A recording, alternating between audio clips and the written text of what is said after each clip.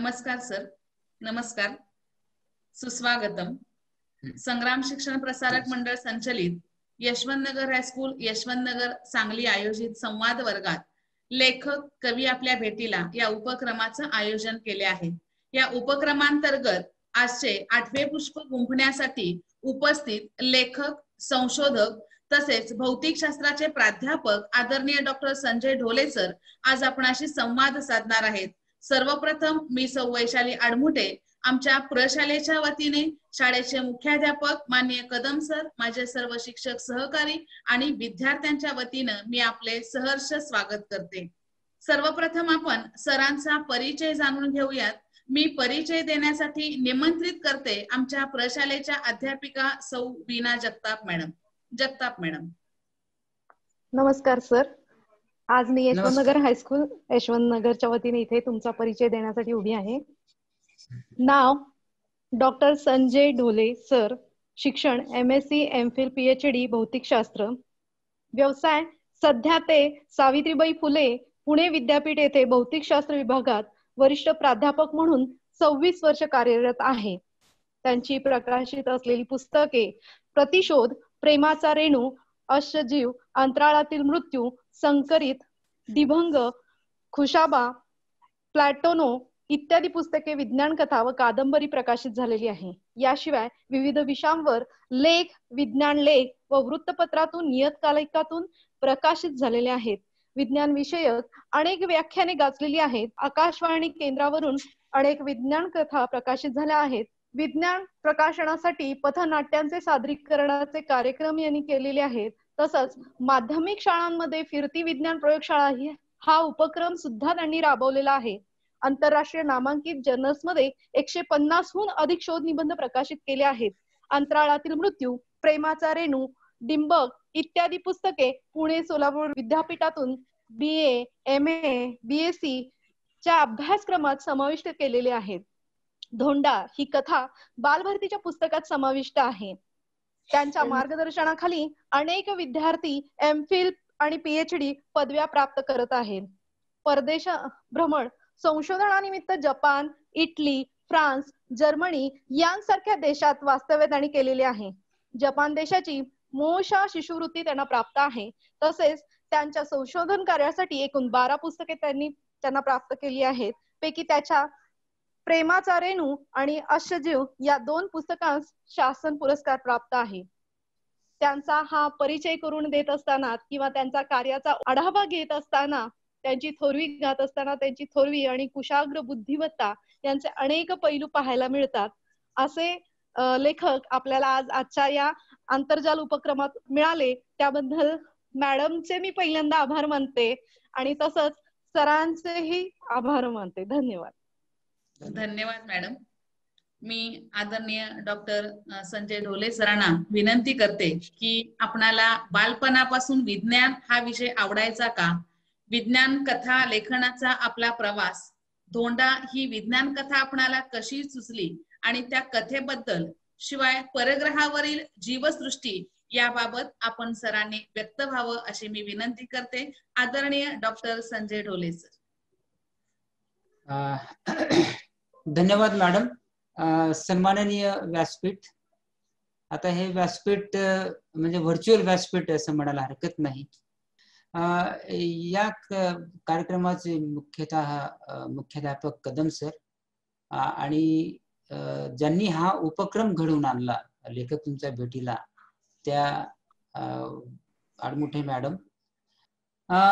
कदाचित व्याख्यानाच्या ओघामध्ये मी आभार व्यक्त करणं विसरून जाईल, त्यामुळे मी प्रथमच आडमुठे मॅडमचं आणि वीणाताईंचं मी इथं आभार मानतो की त्यांनी मला अशी संधी उपलब्ध करून दिली की जेणेकरून मी विद्यार्थ्यांशी या आंतरजाळाच्या माध्यमातून त्यांच्याशी सुसंवाद साधू शकेल. तर आता आज आपण ऑनलाईन या माध्यमातून भेटू शकलो. आता कोरोना हा जो आहे हा एक विषाणू आहे समजला जातो आणि तो कुणी निर्माण केलेला आहे आपल्याला अजून ज्ञात नाही, पण मी असं समजतो की निसर्गामध्ये अशा अत्यंत सूक्ष्म अतिसूक्ष्म पातळीला काही घटना घडत असतात, त्यातली ही घटना असावी. पण निसर्ग हा नेहमीच समतोल साधण्याचा प्रयत्न करतो आणि कोरोनाच्या माध्यमातून कदाचित पृथ्वीवरील जे काही आज असमतोल होण्याचा जो मार्ग आहे तो सुरळीत करण्यासाठी कदाचित कोरोनाच्या माध्यमातून आज समतोल साधण्याचा प्रयत्न निसर्ग करत असावा. कदाचित तो आज बोललं जातं की चीनने हा कोरोना निर्मित जीवाणू विषाणू निर्मिती केलेली आहे असं समजलं जातं, पण मी तसं मानत नाही. कारण चीनच्या शास्त्रज्ञाच्या मनामध्ये अशी एखादी घटना रुजावी याला निसर्गच कारणीभूत असावा असं माझं म्हणणं आहे. आणि त्याच्या माध्यमातून निसर्ग हा निश्चितपणे समतोल साधण्याचा प्रयत्न करतो. आणि आज इतिहासात जर तुम्ही पाहिलं तर निसर्ग हा नेहमीच समतोल राखण्याचा प्रयत्न करतो. जिथं जिथं असमतोल होईल तिथं निसर्ग समतोल नेहमी साधत असतो.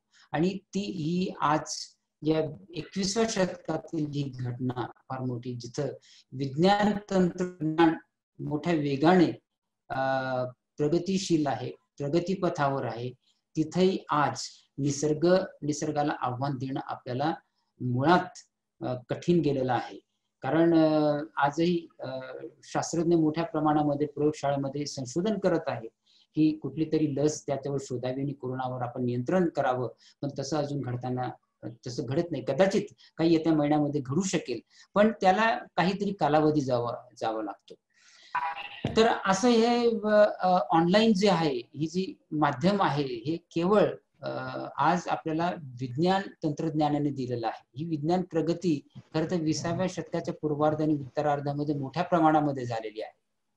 तर याचं मी फक्त थोडं उदाहरण देतो की आज तुमच्या हातामध्ये जे गॅजेट आहेत, तुम्ही जे माझ्याशी संपर्क जो साधलेला आहे ते जे आहे स्मार्टफोन, या स्मार्टफोनची निर्मिती आज 21व्या शतकामध्ये कशी झाली याला जे संशोधन कारणीभूत आहे ते 20व्या शतकाच्या पूर्वार्धामध्ये झालेलं संशोधन. कदाचित तुम्ही नाव ऐकलं असेल की चार्ल्स बॅबेज नावाचे जे संशोधक होऊन गेलेले आहेत की त्यांनी अॅनालिटिकल इंजिन म्हणजे जो संगणकाची प्राथमिक अवस्था त्यांनी उभारली होती आणि जवळजवळ 2000 स्क्वेअर फूट एवढ्या खोलीमध्ये तो कम्प्युटर होता, संगणक, आणि साध्या बेरजा वजाबाक्या गुणाकार असं तो करायचा. पण नंतर फ्लेमिंग नावाच्या शास्त्रज्ञाने व्हॅक्युम ट्यूबची निर्मिती केली आणि याचा कम्प्युटरचा आकार कमी झाला आणि आकार कमी झाल्यामुळे कम्प्युटर हा वेगवान झाला आणि साधारण 10 बाय 10 खोलीच्या आकारा एवढा संगणकाची निर्मिती होऊ शकली. पण पुढे 1948 साली ट्रान्झिस्टरचा शोध लागला आणि साधारण सूक्ष्म इलेक्ट्रॉनिक म्हणजे सूक्ष्मतेकडे आपली वाटचाल सुरू झाली आणि साधारण 1 मिलीमीटर एवढा तो घटक होता आणि व्हॅक्युम जे निर्वात पोकळी जी आहे त्याची जागा या ट्रान्झिस्टरने घेतली आणि त्यामुळे हे जे कम्प्युटर हे टेबलावर आले. आणि पुढे 1980च्या दशकामध्ये किल्बी नावाच्या शास्त्रज्ञाने इंटिग्रेटेड सर्किट की ज्याच्या फक्त एका चकतीवर 1 बाय 1 सेंटीमीटर एका चकतीवर जवळजवळ 2 ते 3 लाख एवढे ट्रान्झिस्टर मावू शकतील एवढे त्याने त्याची निर्मिती केली. त्याला इंटिग्रेटेड सर्किट म्हणतात. आणि ते वेगवान झाले आणि ते वेगवान झाल्यामुळे साधारण हातामध्ये तुमचा कम्प्युटर आले आणि 2000 साली स्टीव्ह जॉब्स नावाच्या अवलियाने तुमच्या हातामध्ये स्मार्टफोन दिले की त्याच्यामध्ये आज 100-150 वरती ऍप्लिकेशन्स आहेत. त्याच्यामध्ये कम्प्युटर आहे, त्याच्यामध्ये टॅब आहे, सगळ्या पद्धतीचे जे काही जे लागणारे आहे म्हणजे आंतरजाळ आहे, इंटरनेट आहे, नेट आहे, ईमेल आहे, सगळ्या पद्धतीचे जे काही ऍप्लिकेशन्स आहेत ते आज तुमच्या हातामध्ये आहे. जे तुमच्या तळ हातामध्ये मावेल असं गॅजेट तुमच्यामध्ये आज जे आम्ही संपर्क साधतो आहोत ते केवळ या गॅजेटमुळे आहे आणि या इंटरनेटमुळे असं आहे. तर तुम्हाला मला सांगायला आवडेल की स्टीव्ह जॉब्स हा अतिशय अवलिया माणूस होता की त्याने ही जी म्हणजे इलेक्ट्रॉनिक क्षेत्रातील जी प्रगती आहे, जे टोक आहे, त्याने आपल्याला गाठून दिलेला आहे आणि त्याच्या माध्यमातून आज आपण जो संपर्क साधतो आहोत. पण तुम्हाला आश्चर्य वाटेल, स्टीव्ह जॉब यांना 2 मुलं होती आणि त्याची खोली, त्याचं घर अतिशय छोटं होतं आणि त्या छोट्या खोलीमध्ये ज्या माणसाने तुमच्या हातामध्ये स्मार्टफोन दिले त्याच्या घरामध्ये साधा टीव्ही नव्हता, त्याच्या मुलांच्या हातामध्ये साधे स्मार्टफोन नव्हते. म्हणजे ही जी आहे की समाजाबद्दलची जी काही डेडिकेशन आहे, हे जे स्टीव्ह जॉब्सने आपल्या समोर घालून दिलेले आहे. पण माझ्या मित्रांनो, तुम्ही एक लक्षात घेतलं पाहिजे की गॅजेट जरी तुमच्या हातामध्ये आलं तरी ते आपण कसं वापरलं गेलं पाहिजे हे आपण ठरवायचं. आज जे तुम्ही ह्या स्मार्टफोनचा वापर ज्या पद्धतीने करताय तो निश्चितच कौतुकास्पद आहे, पण तो नेहमीसाठी चॅटसाठी किंवा तो कुठल्या तरी व्हॉट्सअप मेसेजेससाठी किंवा संक्षिप्त वाचनासाठी तो मुळीच करू नये आणि त्याच्यावर तुम्ही जास्त अवलंबून राहू नये. तुमची मेंदूतील जी जिज्ञासा आहे ती त्यामुळे कमी होण्याची शक्यता, असं एक संशोधन नेचर मध्ये सांगतं की मोबाईलच्या अतिवापरामुळे विद्यार्थ्यांमधली जी मानसिकता आहे ती थोडी असमतोल होण्याच्या प्रयत्नामध्ये असल्यामुळे त्यांची विचारशक्ती जी प्रणाली आहे ती कमी होत चालली आहे. पूर्वी म्हणजे आता एका व्याख्यानादरम्यान म्हणजे मी विचारलं एका विद्यार्थ्याला की साध्या बेरीज म्हणजे 1 अधिक 1 किती, तर तो गोंधळला, कारण तो पूर्ण मोबाईलवर अवलंबून होता. कारण त्याला असं वाटलं की 1 अधिक 1 असं म्हटलं, 2 म्हटलं की आपण चुकू का काय, तर तो मोबाईलचा आधार घ्यायला लागला आणि तिथं तो करायला लागला आणि त्याच्या लक्षात आलं की इथे खूपच सोपं होत. म्हणजे आपण तांत्रिकच्या या युगामध्ये आपण टेक्नोसाव्ही जरी आपण झालो, आपण जरी वेगवेगळे, पण आपण त्याचा आहारी किती जायला हवं तर ते आपण निश्चितपणे त्याच्या अनुषंगाने विचार करायला पाहिजे. पण निश्चितपणे मला खूप आनंद वाटतो की तुम्ही या माध्यमातून आज शाळेला जोडले गेलेला आहात, तुमच्या शिक्षकांना जोडले गेलेला आहात, पण त्याचा वापर निश्चितपणे तुमच्या चांगल्यासाठी, वाचनासाठी आणि वेगवेगळ्या उपक्रमांसाठी जर केला तर असे जे गॅजेट आहे जे तुमच्या हातामध्ये आहे ते निश्चितपणे उपयोगामध्ये येऊ शकतील. तर हे जाता जाता की ऑनलाईन, आता ऑफलाईन जे आहे की प्रत्यक्ष आज आपण व्हर्च्युअली बोलतो आहोत. जर कदाचित तुम्ही मला जर प्रत्यक्षात मी तुमच्या भेटीला आलो असतो तर आपली ओळख झाली असती, तुम्ही माझ्याशी चर्चा केली असती, जी आजही होऊ शकते हे, पण ती व्हर्च्युअली होते. पण तेव्हा तुम्ही जास्त पद्धतीने माझ्यासमोर व्यक्त होऊ शकला असता. ते कुठेतरी आज बाजूला पडतंय. पण अशा या साथीच्या रोगामध्ये सुद्धा केवळ तंत्रज्ञानामुळे सांगायचं वाटतं. दुसरं एक की अशी जी घटना, म्हणजे मी कधी कधी असा विचार करतो की 150 पूर्वी जेव्हा प्लेग ची साथ आली किंवा फ्रेंच फ्लूची साथ आली, ज्यावेळेस 1 कोटी 1.5 कोटीच्या आसपास लोक मृत्युमुखी पडले, तेव्हा तंत्रज्ञान तुमच्या हातामध्ये नव्हतं, पण लोक कशी जगली, म्हणजे लोकांना कशी संवाद साधला. पण शेवटी मानव आहे, तो बुद्धीचा वापर करतो आणि हा निसर्गावर मात करण्याचा प्रयत्न करतो आणि शेवटी जो तुमच्या आमच्यापर्यंत असतो. म्हणून आज आपण 21व्या शतकामध्ये एक वेगळ्या तंत्रज्ञानाच्या माध्यमातून आपल्या एकमेकांसमोर आज उभे टाकलेलो आहोत. म्हणून जर पूर्वीचा आपण जर विचार केला तर आज आपल्याला असं लक्षात येईल की ज्यावेळी तंत्रज्ञान नसताना सुद्धा लोक जगली, निसर्गाशी लढा दिला, पण आज तंत्रज्ञान असताना सुद्धा निसर्गाशी लढा देणं तेवढंच अपरिहार्य आहे. त्यामुळे निसर्गाला हरवणं तसं फार कठीण आहे असं मला या निमित्ताने सांगावंसं वाटतं. पण तरी सुद्धा व्हर्च्युअली जरी आपण असलो, ही दुधाची तहान ताकावर भागवल्यासारखं आहे असं मी म्हणेन. पण आज ताकही तेवढंच शरीराला महत्वाचं आहे, कारण जे काही खनिज आहेत, घटक आहेत, जे शरीराला उपयुक्त आहेत ते ताकाच्या माध्यमातून मिळतात. जरी दुधावरती तहान ताकावर जरी भागवली गेली तरी ताक तेवढंच समृद्ध आहे. म्हणून आज आपण व्हर्च्युअली जरी कनेक्टेड झालो तरी हे जास्त आणि चांगल्या पद्धतीने आहेत. घरात बसून तुम्ही मला ऐकू शकता आहात, घरात बसून आपण सुसंवाद साधू शकता, तुम्ही मला प्रश्न विचारू शकाल, हेही त्या दृष्टीने काही म्हणायला हरकत नाही. धोंडा या कथेच्या अनुषंगाने जाण्याआधी, कारण मी ती कथा कशी लिहिली, का लिहिली, कुणासाठी लिहिली आणि ती लिहायला मी उद्युक्त का झालो, कारण धोंडा ही कथा तशी वैज्ञानिक काल्पनिक आहे, ती विज्ञान कथा असं मी म्हणणार नाही. तर त्याआधी मी माझी थोडी जडणघडण मी लिहू का शकलो, मी लिहिण्याला, कारण थोडं आधी इथे विद्यार्थी आहेत आणि विद्यार्थ्यांना निश्चितपणे ते आवडेल की एक लेखक कसा घडतो आणि जिज्ञासा कशी ठेवावी आणि आजूबाजूच्या वातावरणामध्ये एक अवलोकन कसं करावं आणि त्याचा उपयोग तुमच्या लिखाणामध्ये कसा होतो, या विषयी मला थोडंसं सांगायचं आहे. की साधारण माझं जे बालपण जे गेलेलं आहे, कंसाई म्हणून गाव आहे, शहादा तालुक्यात खानदेशामध्ये आहे. पण तत्पूर्वी पिंगाणे म्हणून गाव होतं की तिथं 3री पर्यंत माझं शिक्षण झालं. माझे वडील शिक्षक होते आणि त्यांची बदली सातपुड्याच्या पायथ्याशी असलेल्या कंसाई गावामध्ये सुमारे 45 वर्षापूर्वी झाली. तेव्हा मी 4थी मध्ये होतो आणि तिथून माझं शिक्षण. आता कंसाई हे गाव तसं पाहिलं तर कुठल्याही म्हणजे सोयी सुविधांनी नसलेलं असं ते खेडगाव होतं. जवळजवळ 95 ते 96% आदिवासी समाज, पावडी समाज आणि 1-2% काही सवर्णांची घरं होती. त्यात आमचं घर होतं आणि काही सरपंचांची घरं होती. पण हे सातपुड्याच्या पायथ्याशी असणारं जे गाव होतं, या गावाने मला निश्चितपणे खूप मोठं समृद्ध केलं असं मी म्हणेन.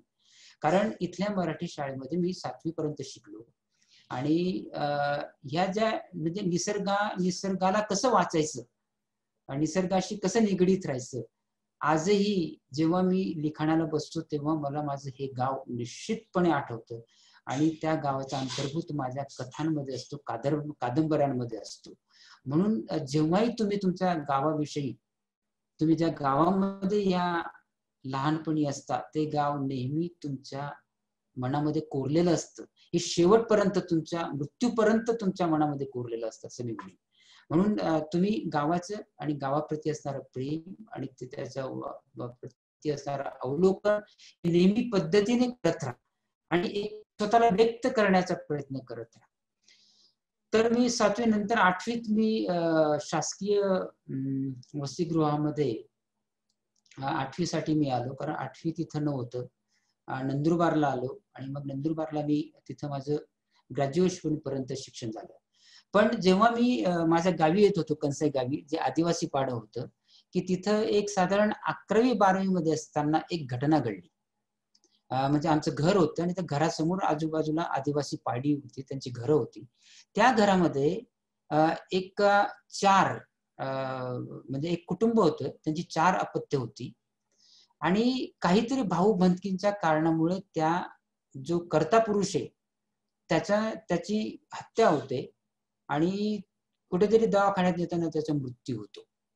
आणि ते उघड्यावर पडलेलं जे कुटुंब आहे आणि ती स्त्री आहे, ती माझ्या डोळ्यासमोर तेव्हा आली आणि मी अस्वस्थ झालो. अस्वस्थ झाल्यानंतर मला वाटलं की हे काय आहे, ही 4 मुलांना घेऊन आता ही जगेल कशी? कारण जो कर्ता पुरुष होता की जो दुसऱ्याच्या शेतामध्ये जाऊन राबत होता आणि पैसे आणत होता आणि स्वतःचं कुटुंब चालवत होता, असा माणूस गेल्यानंतर ही स्त्री करणार काय?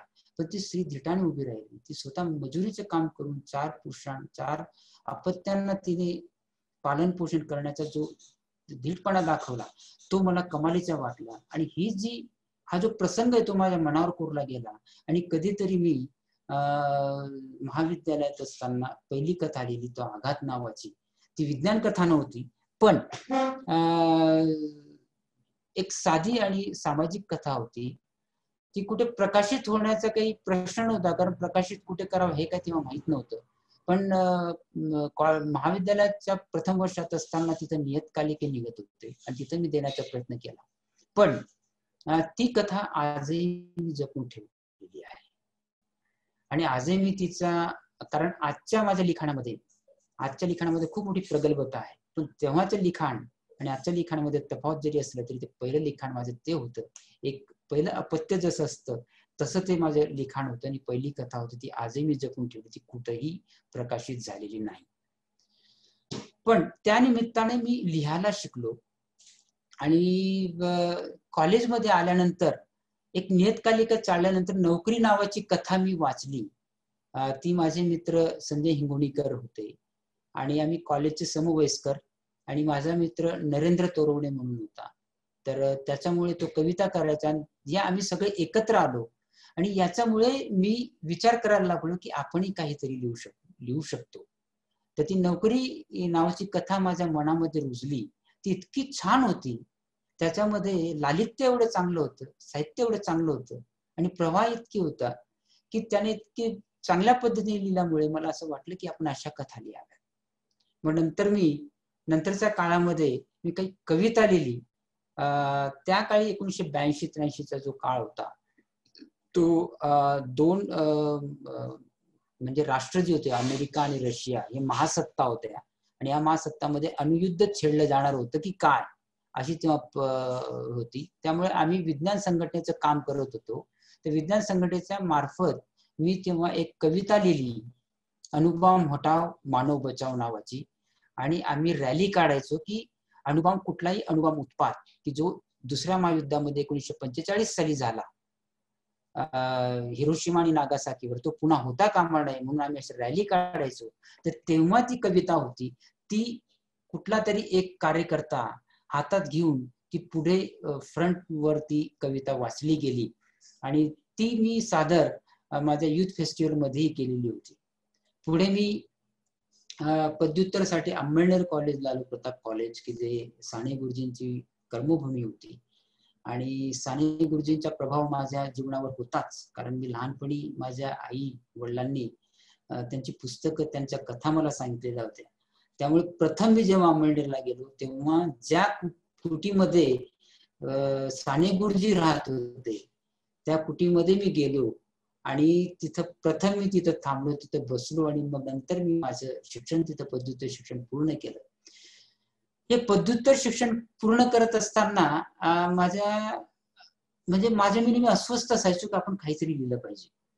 पण त्यावेळेस म्हणजे जर कुणी अंमळनेर जर असं पाहिलं असेल तर रेल्वे ट्रॅक आहे, रेल्वे स्टेशनच्या पलीकडे प्रताप कॉलेज अंमळनेर आहे, आणि प्रताप कॉलेज आहे.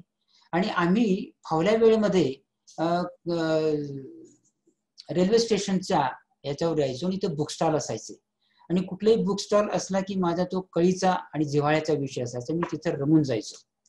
तर त्यावेळेस सहज फिरता भटकता एक बुक स्टॉल लागलं रेल्वे स्टेशनवर. मी ते आणि पाहिलं, तिथे चंपक नावाचं पुस्तक होतं. चंपक नाव हे लहान मुलांसाठीच चांगल्या कथा, चांगले लेख त्याच्यामध्ये असायचे, आणि ते पूर्ण भारतात म्हणजे प्रकाशित व्हायचं.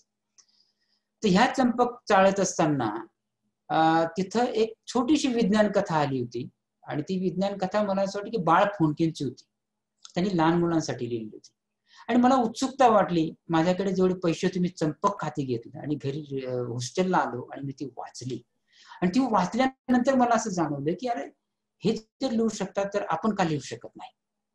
मग या उर्मीतून मी लहान मुलांसाठी नाही लिहिली, पण विज्ञान कथे लिहिण्याचं जे बीज माझ्या मनामध्ये रुजलं गेलं ते या कारणाने रुजलं गेलं की हे चंपक मध्ये जी कथा आहे ती कुणीतरी असं लिहू शकतं तर मी लिहू शकेन.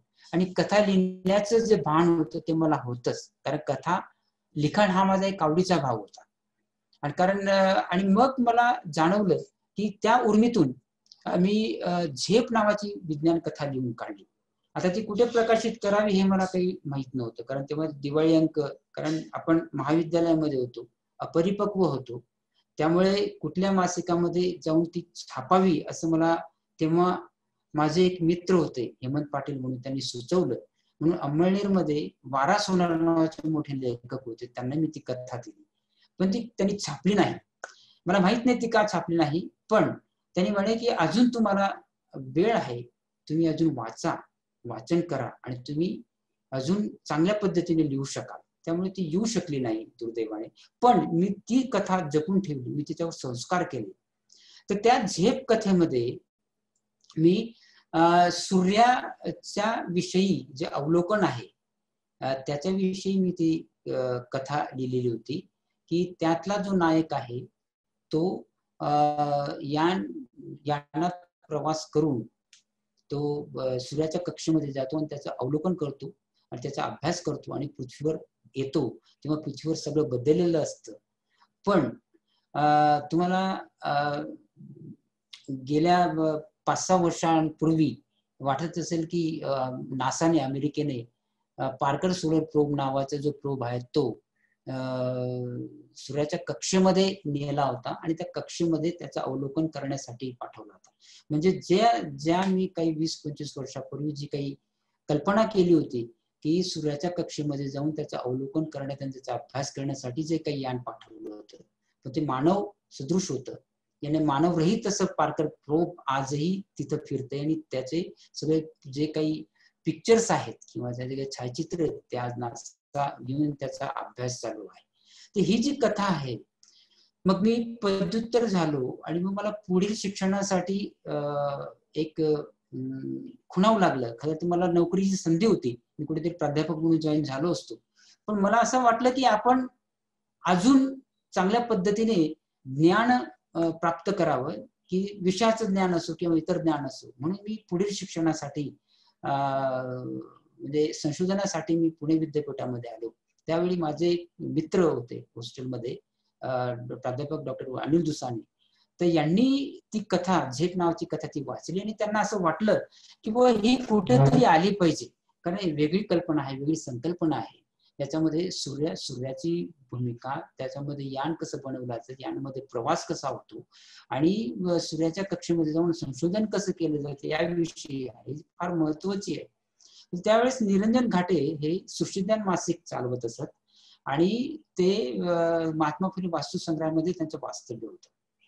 आणि त्या काळी मग माझा मित्र तिथे गेला आणि त्यांनी ती कथा त्यांना दिली की ह्या माझ्या मित्रांनी लिहिलेली विज्ञान कथा. आणि निरंजन घाटे प्रतिशत विज्ञान कथा लेखक होते आणि आहेत. तर त्यांनी ती कथा वाचली आणि ते म्हटले की तुम्ही येण्याऐवजी तुम्ही या, पण लेखकालाच पाठवून द्या. मग मी आणि माझा मित्र गेलो. त्यांनी ती कथा अक्षरशः माझ्या समोर 10 मिनिटात वाचून काढली आणि त्याची चिरफाड केली. मला त्याचं काही वाटलं नाही. ते म्हटले की ही तू पुन्हा पुनर्लेखन कर, याच्यामध्ये पुन्हा ज्या यानाचा जो उल्लेख केलेला आहे या याना संदर्भातली, म्हणजे विद्यार्थ्यांना कळेल, वाचकाला कळेल की यानाची निर्मिती कशी केली जाते, त्याच्यामध्ये पृथ्वी सदृश वातावरण कसं असतं आणि ते गेल्यानंतर सूर्याच्या कक्षेमध्ये गेल्यानंतर त्या तापमानात ते कसं टिकतं याविषयी येऊ दे. आणि हा चांगला फीडबॅक मला मिळाल्यानंतर मी पुन्हा त्याची पुनर्लेखन केलं त्या कथेचं. आणि पुनर्लेखन केल्यानंतर मी पुन्हा त्यांच्याकडे दिली आणि ते जानेवारीच्या पहिल्या अंकामध्ये, साधारण ते जानेवारी 1989 का 90च्या वेळेस ती पहिली कथा माझी छापून आली. आणि मला जो आनंद झाला तो अविरत होता. आणि त्याला मला असं वाटतं की त्याला एक कुठल्या तरी संस्थेचं बक्षीसही त्या कथेला मिळालं होतं. आणि तिथून खऱ्या अर्थाने हा प्रवास मोठ्या प्रमाणामध्ये सुरू झाला. आणि आज मी जवळजवळ 140च्या आसपास विज्ञान कथा लिहिलेल्या आहेत, 5-7 पुस्तकं प्रकाशित झालेली आहेत. पण मध्यंतरीच्या काळामध्ये मी हे जे कथा लिहिलेल्या आहेत याचा जो वयोगट होता हा साधारण 10वीचा मुलगा ते कॉलेज आणि सगळ्या पद्धतीच्या प्रगल्भ वाचक असा होता, कारण ते हार्डकोर याच्यामध्ये होते. तर मला एक मासिक होतं, अबकड होतं की कुठलं होतं मला माहित नाही, पण त्यांनी मला संपर्क केला की तुम्ही विज्ञान कथा लिहिता, पण लहान मुलांसाठी विज्ञान कथा खूप कमी लिहिल्या जातात. आणि त्यावेळेस मला वाटलं की आपण लहान मुलांसाठी लिहावं. आणि मग विचार केला की लहान मुलांसाठी लिहायला मी जेव्हा बसलो तेव्हा मला असं वाटलं की लहान मुलांसाठी विज्ञान कथा लिहिणं हे किती अवघड काम आहे. आणि हे इतकं अवघड काम होतं की म्हणजे मोठ्यांसाठी विज्ञान कथा लिहिणं काही म्हणजे प्रश्न नव्हता, कारण मोठ्यांना काहीतरी विज्ञान कळतं असं गृहीत धरून आपण विज्ञान कथा लिहिलेली होती आणि त्या माध्यमातून विज्ञान त्यांच्यापर्यंत पोहोचवत होतो. पण लहान मुलांसाठी की जे 4थी ते 8वी पर्यंतचे जे मुलं असं जर धरले तर त्यांचं वय साधारण 12 ते 14-15 वर्षापर्यंतच, तर अशा विद्यार्थ्यांपर्यंत जायचं असेल तर आपल्याला वैज्ञानिक काल्पनिका देणं गरजेचं आहे. हार्डकोर विज्ञान देणं नाही की त्याच्यामध्ये विज्ञान समजून सांगणं असं नाही. तर वैज्ञानिक संकल्पनेचा त्याच्यात एक अंतर्भाव असावा आणि ती त्यांच्यापर्यंत जावी. आणि याच्यातनं पहिली माझी मुलांसाठीची जी मी विज्ञान कथा लिहिली किंवा विज्ञान काल्पनिका असं मी म्हणेन ती लिहिली, ती म्हणजे धोंडा. आणि खरं तर हे धोंडा मी याचं नंतरच्या काळामध्ये नामकरण केलं, पण ही राजूचा पराक्रम नावाची पहिल्यांदा ती प्रकाशित झाली होती का, पण नंतर तिचं मी वेगळं नाव ठेवलं, धोंडा नावाची कथा आज तुम्ही पाठ्यपुस्तकामध्ये वाचता. आणि त्याची एक मोठी गंमत आहे, या कथेला मराठी विज्ञान परिषदेचं बक्षीसही मिळालेलं आहे. पण ते बक्षीस मला मिळालेलं नाही, त्याचं कारण असं की चाळीसगाव मधली एक मुलगी, तिने ही कथा तिच्या नावावर मराठी विज्ञान परिषदेकडे पाठवली, तिला ते बक्षीस मिळालं होतं. आणि जेव्हा तिचा बक्षीस समारंभ झाला तेव्हा ते मला जेव्हा कळलं की ही कथा माझी आहे, आणि मग तेव्हा त्या मुलीशी मी संपर्क केला की बाळा तू असं का केलं, कारण तिने मग तिथं खूप समर्पक उत्तर दिलं. तिचे आई वडील डॉक्टर होते. मी त्यांच्याशी बोललो की तुम्ही तुमची मुलगी जर खरोखर लिखाण करत असेल तुम्ही प्रोत्साहन कर द्या, पण अशा पद्धतीने प्रोत्साहन देऊ नका की तू कुणाचं तरी लिखाण ती घेईल आणि तिच्या नावावरती घेईल आणि ती पाठवेल, असं करू नका. तर तिने जे उत्तर दिलं होतं त्याच्याशी छान होतं. ती म्हटली की त्यांच्या त्या कंडिशन होत्या मराठी विज्ञान परिषद, त्याच्यामध्ये असं कुठे लिहिलं होतं की दुसऱ्याची कथा तुम्ही देऊ नका. अगं पण बाळा, म्हटलं दुसऱ्याची कथा देऊ नका याचा अर्थ तू नारळीकरांची कथा तुझ्या नावावर घेऊन पाठवशील का, असं होत नाही, ती तुझी असली पाहिजे. पण त्या निमित्ताने मग तिच्या लक्षात आलं, तिच्या आई वडिलांच्या लक्षात आलं. पण मी तिला म्हटलं की तुझी जर खरोखर असशील तू चांगली मोठी होशील, मोठी लेखिका होशील, पण तू वाचन ठेव.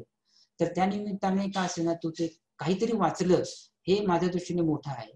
पण ते बक्षीस मी तिच्याच नावावर ठेवलं. पण ही कथा मग मराठी विज्ञान परिषदेमध्ये असं रेकॉर्ड झालं की ही कथा डॉक्टर संजय ढोले यांनी लिहिली होती आणि तिला ते बक्षीस पात्र होती. तर ह्याच मागच्या व्याख्यानाचा धागा पकडून की धोंडाविषयी मी बोलत होतो. आणि धोंडाची जी निर्मिती आहे ती खऱ्या अर्थाने मुलांसाठी जरी मी ती केली असली तरी ती एक वैज्ञानिक कल्पना होती.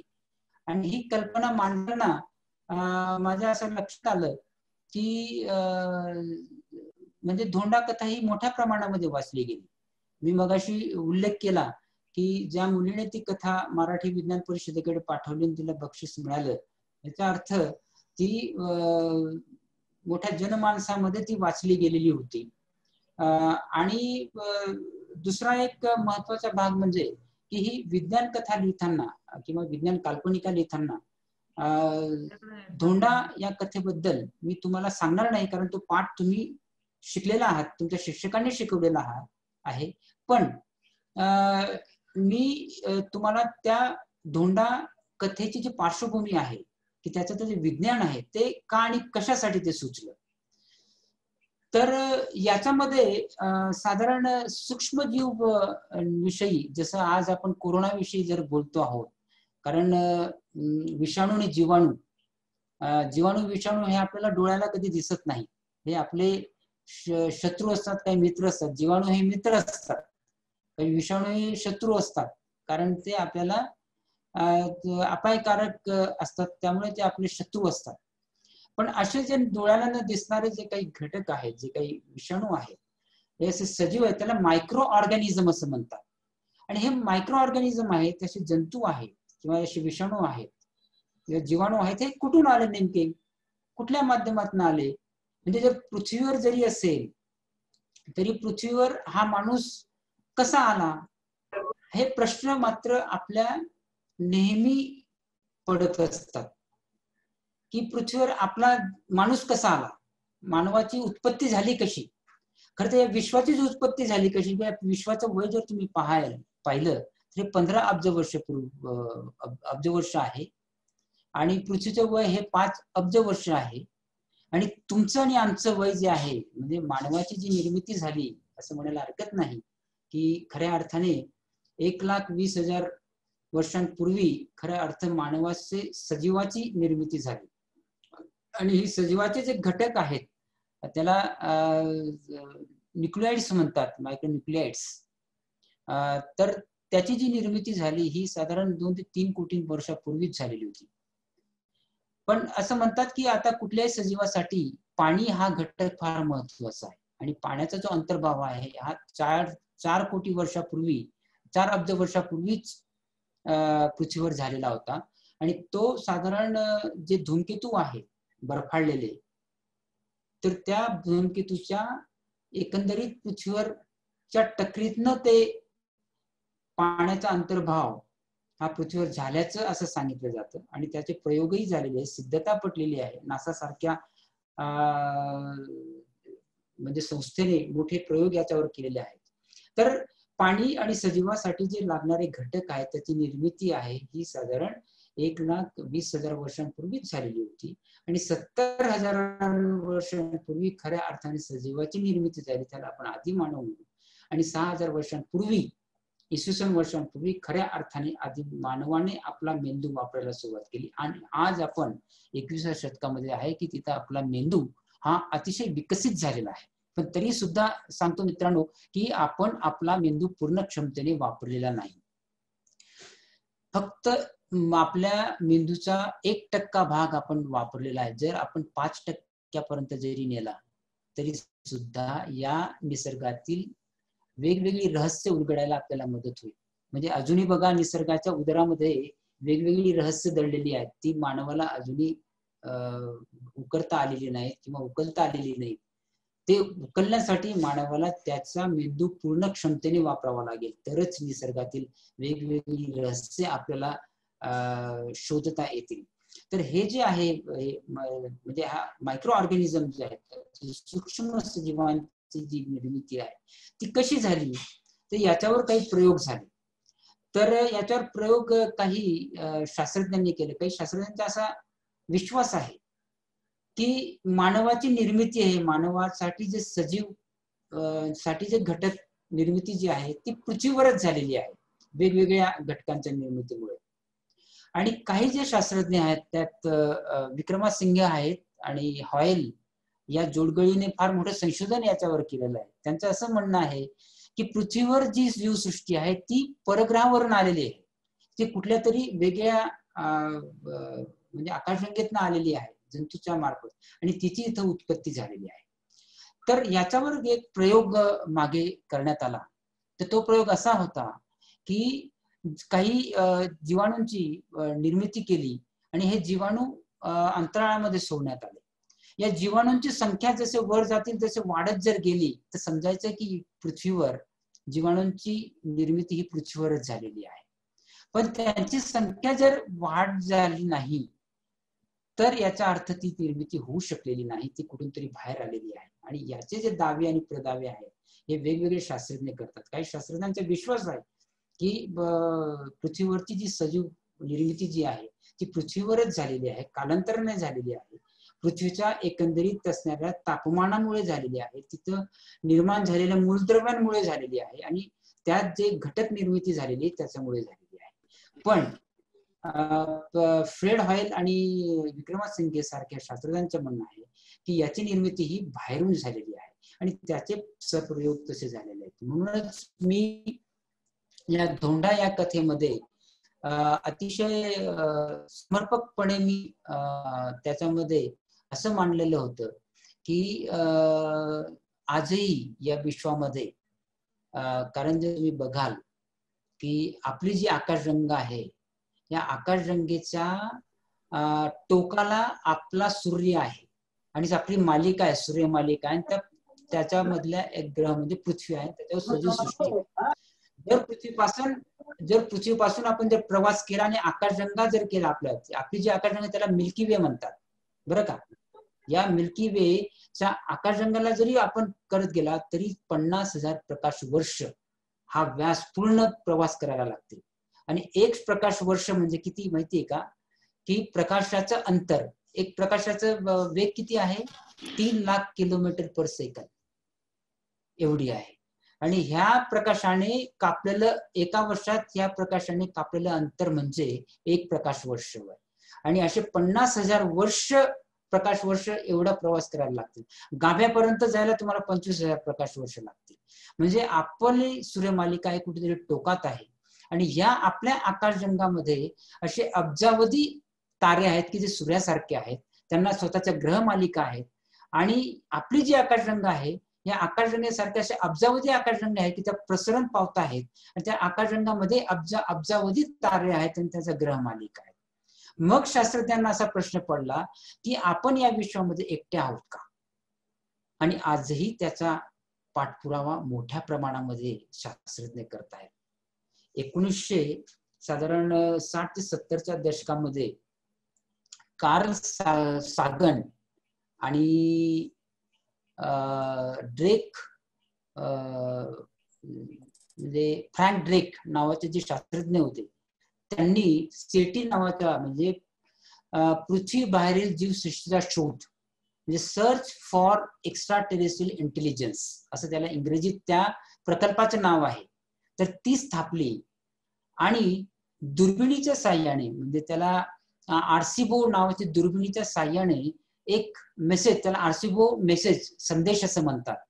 तर ह्या अतिशय गंमत म्हणजे बघा की ह्या संदेश पाठवून आज 44 साधारण 16 नोव्हेंबरला 44 वर्ष होतील. साधारण 16 नोव्हेंबर 1970 साली तो संदेश आर्सिबो नावाच्या दुर्बिणीतून कार्ल सागन आणि फ्रँक ड्रेक या शास्त्रज्ञांनी आसमंतामध्ये पाठवला. आणि हा साधारण त्यांचा जो म्हणजे जे काही डिस्टन्स होतं त्यांनी आखलेलं ते साधारण 25,000 प्रकाश वर्ष एवढं आहे. तर 25,000 प्रकाश वर्षामध्ये एक M13 नावाचा तारका समूह आहे की त्याच्यामध्ये सूर्यासारखे असंख्य तारे आहेत आणि त्यांना ग्रहमालिका आहेत. तिथपर्यंत हा संदेश जाणार आहे. तर या संदेशामध्ये काय होतं आणि हा संदेश कशा पाठवला गेला जीवसृष्टीच्या शोधासाठी, म्हणजे की बुवा पृथ्वीवर आम्ही असे मानव आहोत आणि हा फक्त मेसेज त्यांच्यापर्यंत जाण्यासाठी जर कुठे दुसरीकडे जर परग्रहावर जीवसृष्टी असेल तर त्यांना जाणून देण्यासाठी हा एक खटाटोप होता. तर ही पाठवली कशी, तर तुम्हाला रेडिओ लहरी माहिती असतील आणि रेडिओ लहरी या प्रकाशाच्या वेगाने जातात आणि त्या प्रकाशाचं त्याला जी वारंवारता असते ती साधारण 3 GHz एवढी त्याची फ्रिक्वेन्सी असते आणि याच्यावर खरं तर हा सिग्नल जो हा संदेश मॉड्युलेट केलेला आहे आणि तो प्रसारित झालेला आहे. तर या संदेशामध्ये साधारण कार्ल सागन नावाच्या शास्त्रज्ञाने तो संदेश लिहिलेला आहे. तर याच्यामध्ये काय काय होतं, तर याच्यामध्ये 1 ते 10 आकडे होते कारण त्यांना कळावं की आमची जो बेस आहे हा 0 ते 9 या डेसिमलवर आधारित आहे. आणि दुसरा त्याच्यामध्ये आणि याला कलर कोड दिलेले होते, याला साधारण रंगाचं स्वरूप दिलेलं होतं. तर 1 ते 10 हे आकडे पांढऱ्या रंगामध्ये दिलेले होते. आणि दुसरं तर DNA डीऑक्सिरायबोन्यूक्लियस जे आहे याचे जे एलिमेंट्स जे आहेत याचे जे बेस आहेत म्हणजे तुम्ही आम्ही जो मानव जो आहे तो काही मूलद्रव्यांनी बनलेला आहे. कुठले मूलद्रव्य आहेत हे तुम्ही शिकलेला असाल कदाचित तुमच्या शाळेमध्ये. तर आपण ऑक्सिजन, नायट्रोजन, कार्बन आणि हायड्रोजन आणि फॉस्फरस या मूलद्रव्यांच्या आधाराने आपण बनलेलो आहोत. आणि हे जे काही मूलद्रव्य आहेत याचा बेसच DNA म्हणजे डीऑक्सिरायबोन्यूक्लियस जनुकांचा एक बेस आहे. आणि तिसरी गोष्ट त्यांनी ते तिथे टाकली की हेलिक्स, जी वेणीचा जो आकार असतो ना, म्हणजे मुली वेणी घालतात ना, त्या वेणीची पेंड जी असते त्या आकाराचं जे काही DNA स्ट्रक्चर आहे, आराखडा आहे, तर तो तिथं दिलेला होता. आणि त्या आराखड्यामध्ये स्टेन्स असतात.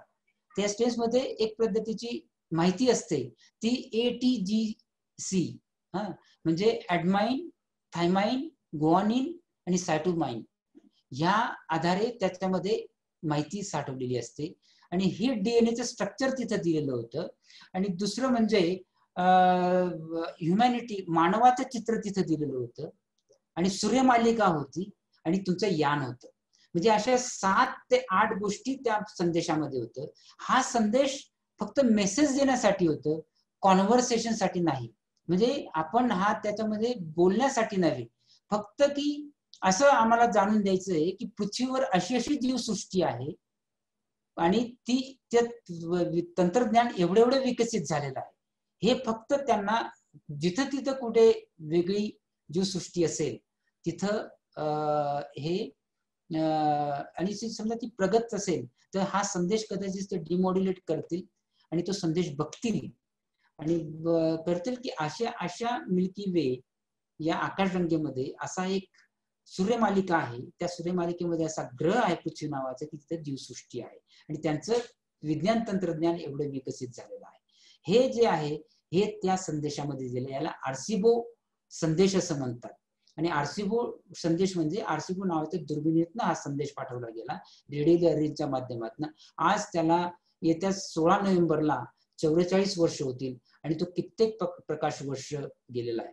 म्हणजे अजूनही तो कुठे वाचला गेलेला आहे किंवा नाही अजून त्याचा उत्तर आपल्याला अजून आलेलं नाही.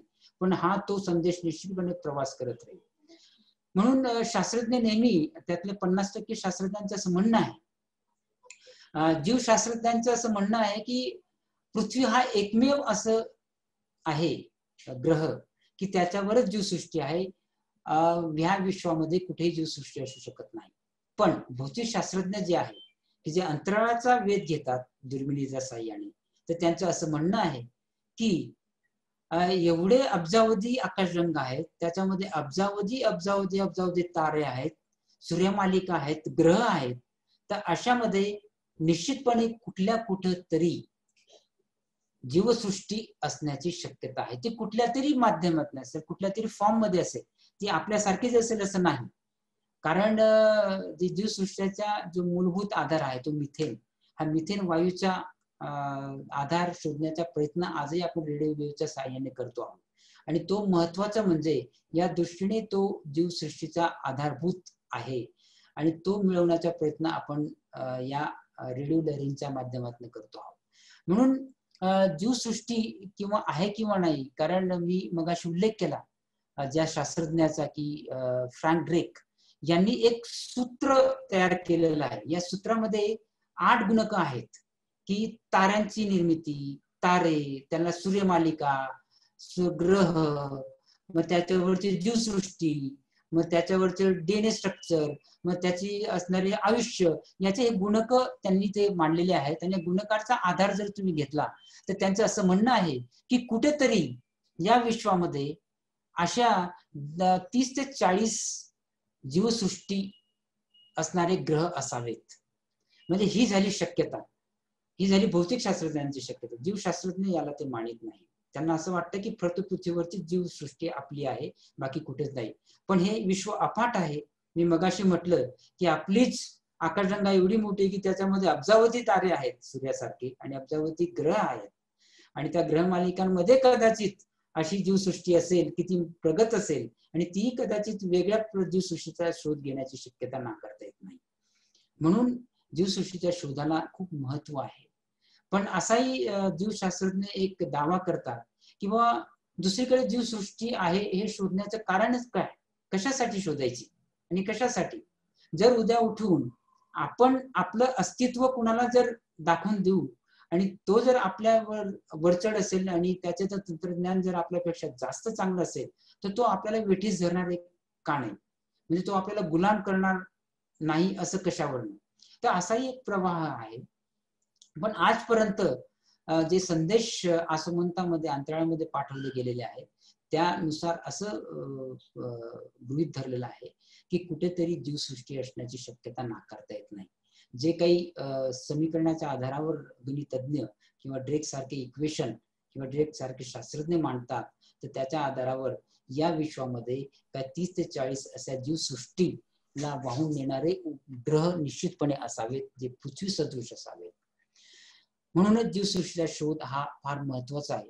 म्हणून धोंडा या कथेमध्ये जेव्हा मी ही मांडणी केली तेव्हा हे परग्रहावरील काही सजीव, आता सजीव कुठल्या माध्यमातून असतील, हे मायक्रो ऑर्गॅनिझम मध्ये असतील, अतिशय सूक्ष्म आकाराचे असतील किंवा मोठे असतील. पण अति सूक्ष्म असतील तर ते प्रवास करून येऊ शकतील. कारण तुम्हाला माहिती आहे धूमकेतू येतात. हॅलीचा धूमकेतू हा 75 वर्षांनी पृथ्वी शेजारून जातो आणि धूमकेतूच्या शेपटाकडे जर पाहिलं तर हा पूर्ण बर्फाच्छादित असतो आणि त्याच्यामध्ये काहीतरी जंतू असावेत असा त्यांचा निष्कर्ष आहे. आणि हे जंतू पूर्ण प्रवास करतात याच्यामध्ये अवकाशामध्ये, अंतराळामध्ये आणि या मोठा परीघ ते घेतात. आणि म्हणून हे जंतू बाहेरनं पण येण्याची शक्यता आहे का असं लोक वेगवेगळे प्रयोग अंतराळामध्ये करताना दिसतात. आणि म्हणून ती जी कल्पना आहे, ती जी संकल्पना आहे परग्रहावरील विषाणूंचा किंवा जीवाणूंचा अंतर्भाव हा पृथ्वीवर कसा होतो आणि ते परग्रहावरील आहेत हे कसं आहे. कारण आपली सजीव जो आहे आपला पृथ्वीवरचा, तो मानव असो किंवा कुठलाही प्राणीच्या सजीवातले जे घटक आहेत ते सगळे सारखे आहेत. म्हणजे आपले डीएनए स्ट्रक्चर जे आहे, आपले जनुक आहेत, ते सगळे सारखं आहे. जर परग्रहावरून एखादा जर आले तर त्याचे जनुक हे वेगळे असावे. आणि म्हणून जर परग्रहावरून जर असा एखादा जीवाणू किंवा विषाणू आला आणि त्याचे जनुक वेगळे, तर हे आपल्याला लागलीच ताडता येईल आणि हा विषाणू परग्रहावरून कुठून तरी आलेला आहे हे आपल्याला समजून येणं सहज शक्य आहे. म्हणून धोंडा या कथेमध्ये जेव्हा राजू नावाचे जे पात्र आहे ते अतिशय खोडसळ पण अतिशय जिज्ञासू आहे.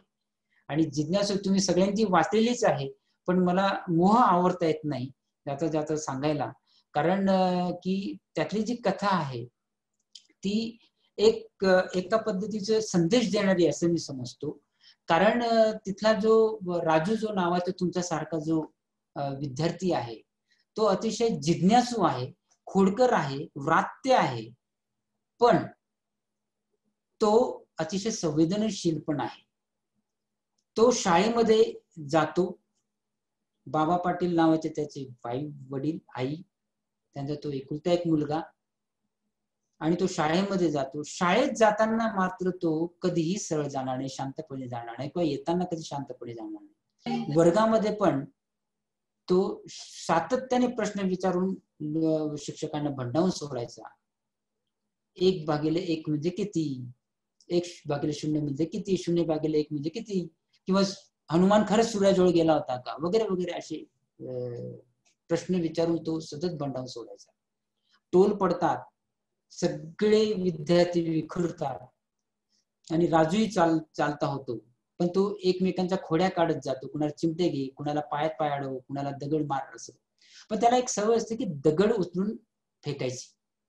संधी प्रकाश झालेला असतो, दगडाच्या नातामध्ये सूर्य कललेला असतो, अंधारून आलेलं असतं.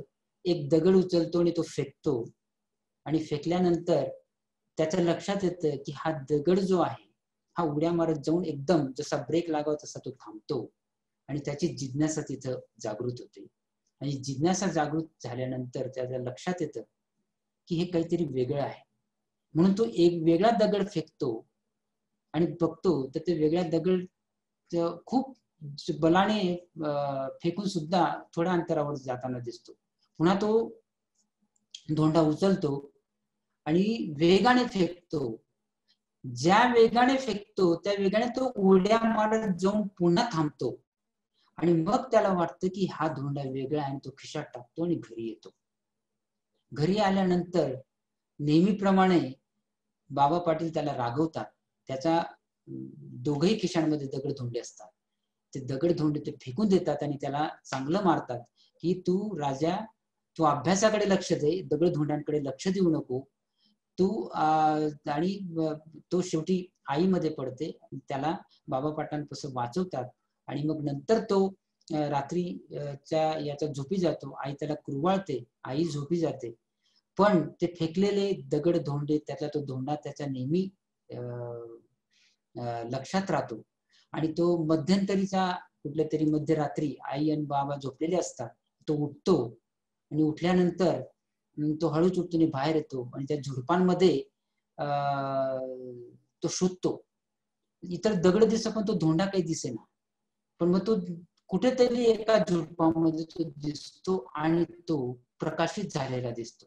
आणि मग त्याला कळतं की हा धोंडा असाही दिसतो का.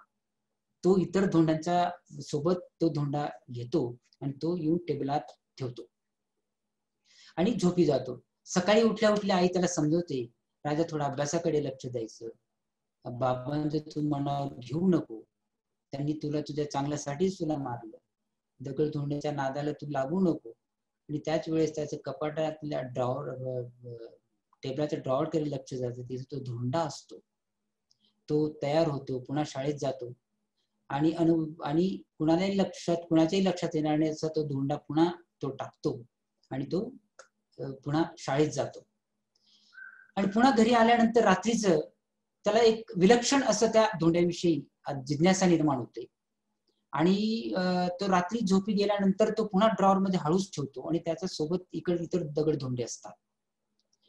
तर त्यावेळेस रात्री झोपल्यानंतर त्याच्या असं लक्षात येतं की तो जेव्हा दगडधोंडे बघतो तेव्हा त्याच्या असं लक्षात येतं की याच्या सोबत आपण काही दगडधोंडे ठेवलेले होते ते कुठे गेले. आणि त्या धोंड्याकडे बघतो तेव्हा तो फुगीर झालेला असतो, थोडा आकाराने वाढलेला असतो. पण त्यावेळेस त्याची जिज्ञासा तेवढी हे होत नाही, काहीतरी असेल म्हणून त्याला असं वाटलं की आपले दगडधोंडे कुठेतरी ठेवले गेलेले असते आणि तो झोपी जातो. आणि झोपी गेल्यानंतर मध्यरात्री जेव्हा उठतो तेव्हा एका स्वप्नातनं तो जागा होतो आणि स्वप्नातनं उठतो तेव्हा ती खोली प्रकाशमान झालेली असते. त्या टेबलाच्या ड्रॉवर मधनं प्रखर प्रकाश बाहेर येत असतो आणि तो जिज्ञासेने उठतो. आई शेजारी असते, झोपी गेलेली असते. बाबा पाटील दुसऱ्या खोलीत झोपलेले असतात. त्यांना तो उठवण्याचा प्रयत्न उठत नाहीत, कारण त्या दगडधोंड्यातनं एक वेगळ्या पद्धतीच्या लहरी त्याच्यात उद्दीपत होऊन प्रत्येकाच्या मेंदूचा ताबा घेऊन त्यांना निद्रिस्त केलेलं असतं. पण राजू निद्रास्थीन झालेला नसतो, कारण तो स्वप्नावस्थेत असतो. त्यावेळेस या लहरींचा त्याच्यावर उपयोग होत नाही, परिणाम होत नाही, म्हणून तो जागृतावस्थेत येतो. तो ड्रॉवरकडे झेपावतो आणि जो प्रखर प्रकाश येतो त्या प्रखर प्रकाशामधने त्या धोंड्याची हालचाल होते आणि हालचाल झाल्यानंतर तेव्हा ते कळतं की त्याच्यातनं एक छोट्या धोंड्याची निर्मिती होताना दिसते आणि तो हादरतो घेतो हातात आणि बाबा पाटलांकडे येतो. तो काहीतरी सांगू इच्छितो. त्याच वेळेस बाबाकडे त्याच्या कानाखाली आवाज काढतात आणि म्हणतात, तू हे दगड धोंड्याचं नाद सोड आणि अभ्यासाकडे लक्ष दे राजा, तो असं करू नको बाळा. त्यांनी ते समजवतात. ते पण ते दगड धोंडे ते ऐकत नाही, आई वडील ऐकत नाही. ते दगड धोंडे पुन्हा पिशवीत सॅकमध्ये टाकतो, लटकवतो आणि शाळेत जातो. शिक्षकांना सांगण्याचा प्रयत्न करतो, मुख्याध्यापकांना सांगण्याचा प्रयत्न करतो, पण त्याच्याकडे कुणीही लक्ष देत नाही. पण तो विलक्षण धोंडा त्याच्या मनाचा ठाव घेतलेला असतो आणि तो म्हणतो. आणि त्याच वेळेस त्याच दिवशी अनिल घोटे नावाचे विज्ञान कथा लेखक तिथं आलेले, त्यांचं व्याख्यान असतं. परग्रहावरील जीवसृष्टीविषयी त्यांचं व्याख्यान असतं. त्यांच्याविषयी राजूच्या मनामध्ये खूप मोठा आदर निर्माण होतो. तो त्यांना भेटतो आणि सांगतो. प्रथम अनिल गोटेंचाही विश्वास बसत नाही, पण गोटे दगडधोंडे पाहिल्यानंतर त्यांच्या लक्षात येतं आणि तिथून ते त्याला घेऊन जातात.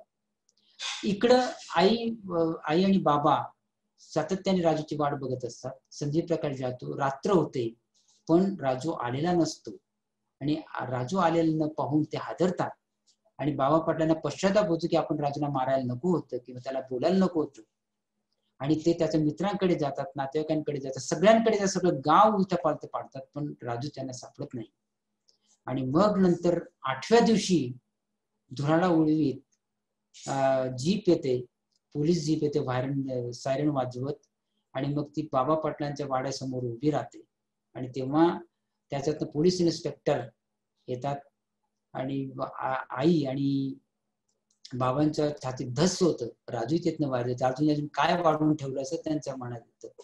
त्यावेळेस पण इन्स्पेक्टर म्हणतात, पाटील तुमचा मुलगा खूप हुशार आहे आणि खूप हुशार तर आहेच, पण त्याच वेळी तो अतिशय शूरही आहे.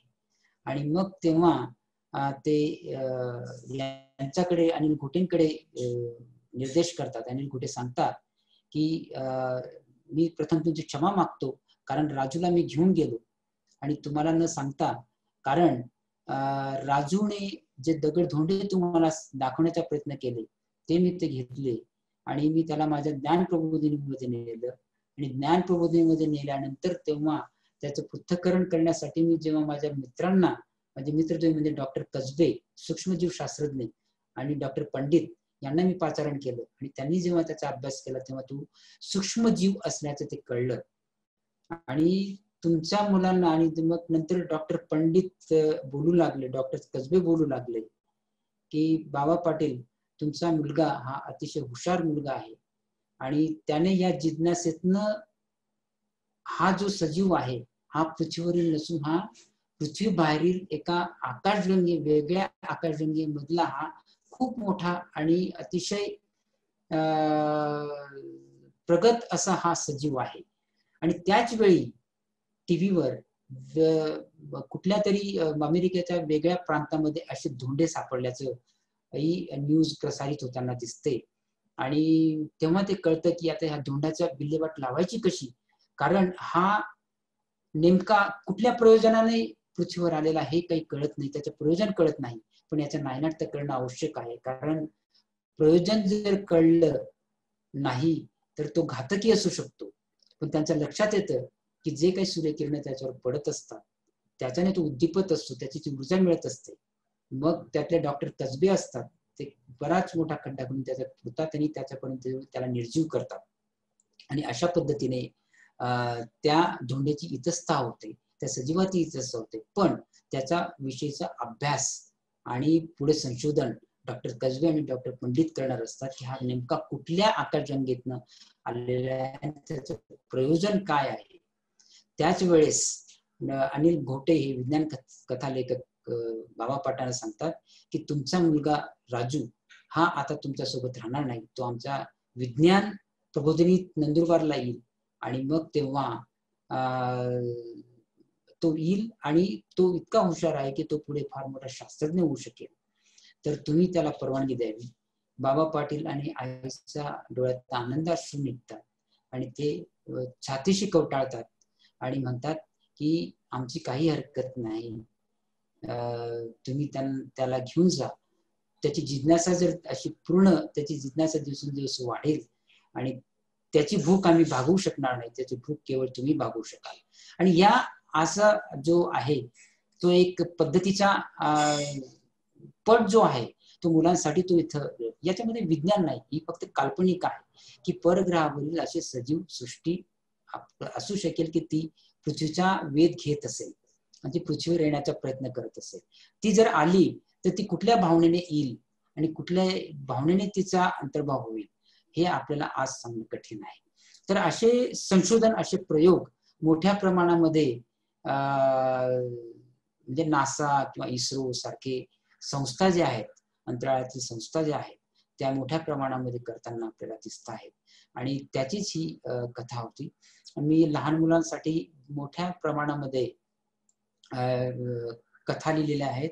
आता एक 3-4 पुस्तकं कदाचित लहान मुलांसाठी त्या विज्ञान कथा येतीलही.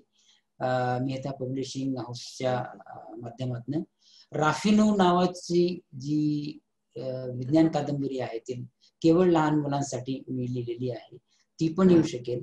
आणि ती तर आताच्या परिस्थितीवर आधारित आहे, कोरोनाच्या वर आधारित आहे. त्यातही राजूच पात्र आहे, राजू फिरके, आणि पूर्ण त्याचं कुटुंब आणि पूर्ण त्याचं ते गाव, कंसाई नावाचं गाव, आणि असं ते आहे. आणि ती कादंबरी अशी पुढे जाताना ती दिसेल. तर या अशा सगळ्या विज्ञान कादंबऱ्या किंवा विज्ञान कथा तुम्ही निश्चितपणे वाचत राहा असं मला वाटतं. आणि विज्ञान कथा वाचताना जिज्ञासा निश्चितपणे तुमची वाढेल आणि त्याच वेळेस तुम्ही वैज्ञानिक प्रगल्भताही तुमची वाढेल.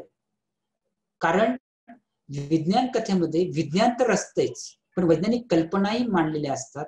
पुढचं विज्ञान काय आहे हे सांगितलेलं असतं आणि आजचं प्रस्थापित विज्ञानही काय आहे तेही दिलेलं असतं. आणि कथा असल्यामुळे तो कथा एक जिव्हाळ्याचा भाग असल्यामुळे तुम्ही ती वाचत जाता आणि तुम्ही ती वाचत गेल्यानंतर तुम्हाला ती उत्सुकता असते की नेमकं काय घडतं.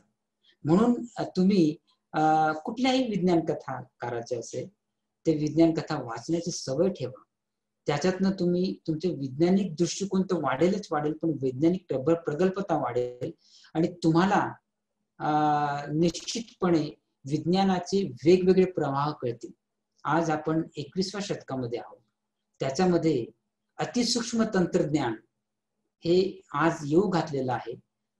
अतिसूक्ष्म तंत्रज्ञानामुळे कदाचित आपलं आयुष्य अजून वेगळं होणार आहे. एक 10 ते 15 वर्षांनी तुमच्या शरीरामध्येच अतिसूक्ष्म म्हणजे यंत्रमानव तुमचे कार्य करत राहतील, ते उपचार करत राहतील, तुम्ही काम करत राहाल असंही होईल. तर त्याच्यावर आधारलेले असतील. जिनोम सारखे जे प्रकल्प आहेत ते पुढे येताना येईल की तुमची पुस्तिका, तुमची जी जनुकीय पुस्तिका आहे ती तुमच्या हातामध्ये राहील. तुमच्या 40व्या वर्षी तुम्हाला काय होणार, 50व्या वर्षी तुम्हाला काय होणार, हे सगळं तुम्हाला तुमच्या पुस्तिकेमध्ये कळेल. म्हणजे तुमचं आयुष्यच तुम्हाला, तुमच्या कुंडलीच तुमच्या पुढे ठेवली जाईल, जणू काही कुंडली. आणि जिनोम नावाचं आपलं मूळ पेशी नावाचं स्टेम सेल्स वरचं जे संशोधन आहे ते या शतकामध्ये मोठ्या प्रमाणामध्ये केलं जाईल. कारण मूळ पेशींवरचं जे संशोधन आहे हे फक्त कारण तुमच्या आमच्यामध्ये प्रत्येकामध्ये मूळ पेशी असतात आणि मूळ पेशी या अशा असतात की त्यांच्यामध्ये एवढी क्षमता असते की पूर्ण जसाचा तसा संजय ढोले निर्माण होऊ शकतात. जशाच्या तशा आडमुठे मॅडम किंवा विना मॅडम या निर्माण होऊ शकतात. कारण वाळमुठे मॅडमच्या मध्ये त्यांच्या मूळ पेशी आहेत, विना मॅडमच्या किंवा तुमच्यामध्ये मूळ पेशी आहेत. आणि या मूळ पेशी जर काढल्या आणि त्या संवर्धन केल्या तर जशाचा तसा संजय ढोले किंवा जशाच्या तशा आडमुठे मॅडम, कदाचित आडमुठे मॅडम आज आपल्या समोर इथं आहेत तर दुसऱ्या आडमुठे मॅडम या घरी वेगळ्या काम करत असते. अशा ज्या आहेत, पण याला वेगळे परिमाण आहेत. कदाचित असे प्रयोग करायला समाज पंडित तुम्हाला परवानगी देणार नाही किंवा देत नाही.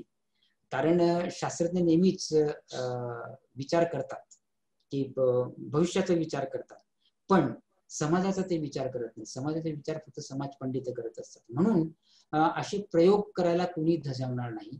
पण वैद्यकीय शास्त्रामध्ये मूळ पेशींवरचं संशोधन खूप मोठ्या प्रमाणामध्ये आहे. कारण जसंचा तसं हृदय, माझं हृदय, मला समजा हृदय विकार असेल आणि हृदय बदलण्याची जर असेल किंवा किडनीज आहे किंवा फुफ्फुस आहे किंवा तत्सम कुठला तरी ऑर्गन अवयव आहे, तो जर निर्माण करायचा असेल तर माझ्या त्या मूळ पेशीच्या माध्यमातूनच मी प्रयोगशाळेमध्ये तो माझं हृदय आणि माझंच मूळ पेशींनी बनवलेलं असल्यामुळे ते मूळ पेशी ते हृदय मला तंतोतंत तसंच तसं फिट बसू शकेल आणि मी कार्य करू शकेल. तर हे असे संशोधन जे आहेत हे 21व्या शतकातील आहेत आणि तुम्ही सगळी मुलं 21व्या शतकातील असल्यामुळे तुमच्या हातामध्ये टेक्निक आहे, टेक्नॉलॉजी आहे आणि या टेक्नॉलॉजीच्या साहाय्याने तुम्ही अंतराळातच विहार करणार नाही तर अतिसूक्ष्म की जे तुमच्या डोळ्याला दिसणार नाही अशांचाही वेध तुम्ही घेऊ शकणार आहात. म्हणजे मी तर म्हणतो की अंतराळाचा वेध घ्यायला तुम्हाला टेलिस्कोप लागतो आणि अतिसूक्ष्म म्हणजे पदार्थाच्या आतमध्ये शिरायला तुम्हाला सूक्ष्मदर्शिका लागतो. तर कितीपर्यंत आतपर्यंत जायचं ते आपण अणुच्या पातळीवर जायचं आणि 2 अणु 4 अणु एकत्र आले तर त्या पदार्थाचे गुणधर्म बदलतात. त्याला अतिसूक्ष्म तंत्रज्ञान म्हणतात आणि अतिसूक्ष्म तंत्रज्ञानामुळे निश्चितपणे तुमचं आमचं आयुष्य पूर्णपणे बदलणार आहे. म्हणजे तुम्हाला त्या विज्ञान कथा वाचून निश्चितपणे असं वाटेल की आपण कुठल्या क्षेत्रात काम करायला पाहिजे, कुठल्या क्षेत्रात जायला पाहिजे. आपण म्हणजे मी ऍस्ट्रोफिजिक्स म्हणजे खगोलशास्त्रामध्ये गेलं पाहिजे की मी जीवशास्त्रामध्ये गेलं पाहिजे किंवा अतिसूक्ष्म तंत्रज्ञान केलं पाहिजे की मी इलेक्ट्रॉनिक्स केलं पाहिजे. म्हणजे ह्याची तुम्हाला आवड निर्माण होऊ शकेल. म्हणून तुम्ही विज्ञान कथा आणि विज्ञान कथांचा अभ्यास निश्चितपणे घ्या. धोंडाच्या निमित्ताने मला तुमच्याशी सुसंवाद साधता आला आणि धोंडा ही कथा एक प्रयोगशील आहे, वैज्ञानिक काल्पनिक आहे, पण ती तुमच्यामध्ये रुजावी आणि एक वैज्ञानिक प्रगल्भता तुमच्यामध्ये यावी हा त्यामागचा हेतू आहे. आडमुठे मॅडम आणि मीना मॅडमांनी मला जी संधी दिली तर मी पुन्हा एकदा सगळ्यांचे आभार मानतो आणि विद्यार्थ्यांचे निश्चितपणे काही प्रश्न आपण घेऊ आणि ती मला उत्तर द्यायला निश्चितपणे आवडेल. धन्यवाद मॅडम. धन्यवाद सर. खरं सरांनी आपल्या बालपणाची किंवा लेखन प्रवासाची जडणघडण कशी झाली, पण त्याचबरोबर आकाशगंगा, सूर्यमालिका, परग्रहावरती जीवसृष्टी असतील की नाही नसतील याबाबत सरांनी खरं तर सुंदर असं कथन केलं. धोंडा या कथेची पार्श्वभूमी नव्हे तर प्रत्यक्ष लेखकांच्या तोंडून आपणाला धोंडा ही कथा आज आपणाला ऐकायला मिळाली. अगदी ओघवत्या भाषाशैलीमध्ये सरांनी आज आपणाशी खूप छान सुसंवाद साधलात. त्याबद्दल सरांचं प्रथमतः मी मनापासून धन्यवाद देते. सर, माझा पहिला प्रश्न आहे की कथेचं आपण शीर्षक का बदललं? हा, कथेचं काय आहे की पूर्वी पहिल्यांदा मी जे लिहिली राजूचा पराक्रम नावाचं लिहिली, कारण राजू हे महत्वाचं पात्र होतं आणि राजू फिरके नावानेच हा मानसपुत्र आता मी घेतलेला आहे खरा. माझ्या प्रत्येक लहान मुलांच्या कथांमध्ये आता राजू फिरके दिसणार आहे. जसा पूर्वी फास्टर फेणे लोक वाचत असत किंवा चिंगी वाचत असत जसं राजू फिरके, मला बऱ्याच जणांनी सुचवले की राजू फिरके अतिशय समर्पक आहे. राजू प्रत्येकाच्या घरामध्ये असतो, त्यामुळे मी राजू या कथेने पहिल्यांदा ती लिहिली, राजूचा पराक्रम. तर मला असं वाटलं की राजूचा पराक्रम ही जी कथा आहे, कारण ही पुनर्प्रकाशित झाली होती छात्रप्रबोधनमध्ये. तर छात्रप्रबोधनचे संपादक म्हटले की सर म्हणे की आपण राजूचा पराक्रम हे फार जनरल वाटतं, कारण ही कथा चांगली आहे, ही जर मुलांचा वेध घ्यायचा असेल तर आपल्याला वेगळं. मग मी त्यांना लागलीच तात्काळ सांगितलं, सर धोंडा ठेवली तर कसं वाटेल? एकदम छान वाटेल म्हणे की धोंडा हा जरी झाला तरी मुलांच्या मनामध्ये एक वेगळ्या पद्धतीचं म्हणजे जिज्ञासा निर्माण होते. आणि शेवटी धोंडा हा कसं आहे, त्याला वेगवेगळ्या पद्धतीचे परिमाण आहेत.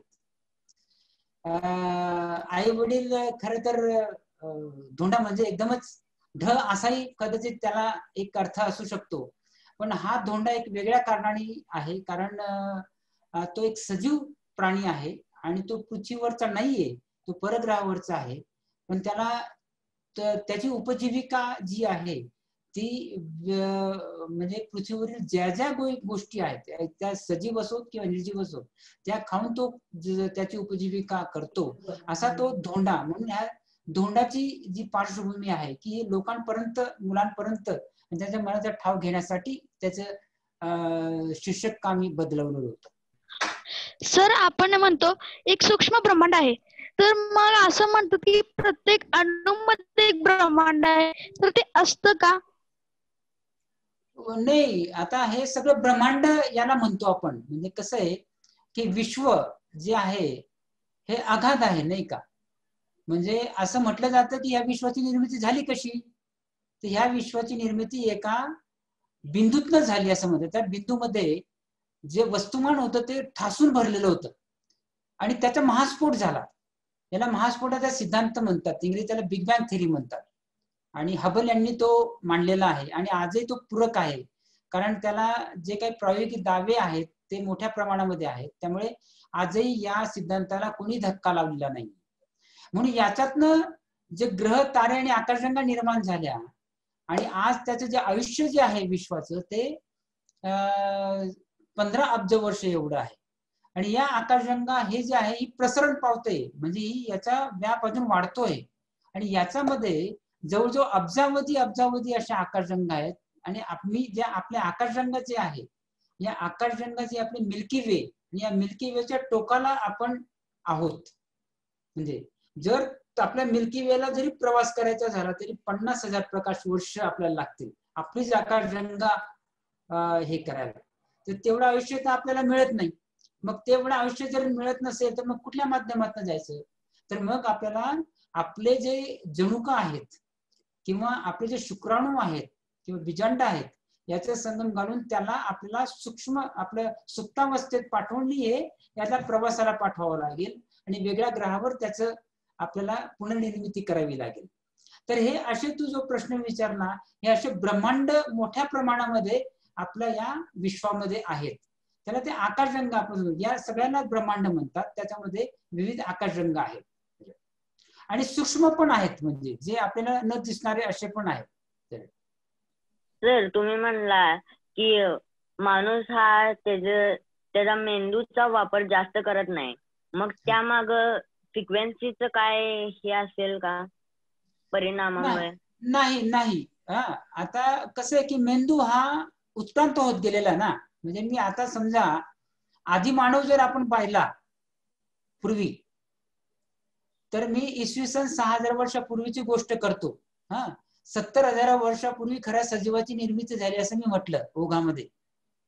त्यावेळी आधी मानव होता तो असा परिपूर्ण नव्हता, त्याचा मानवी मेंदू तेवढा विकास किंवा प्रगल्भ नव्हता किंवा उत्क्रांत झालेला नव्हता.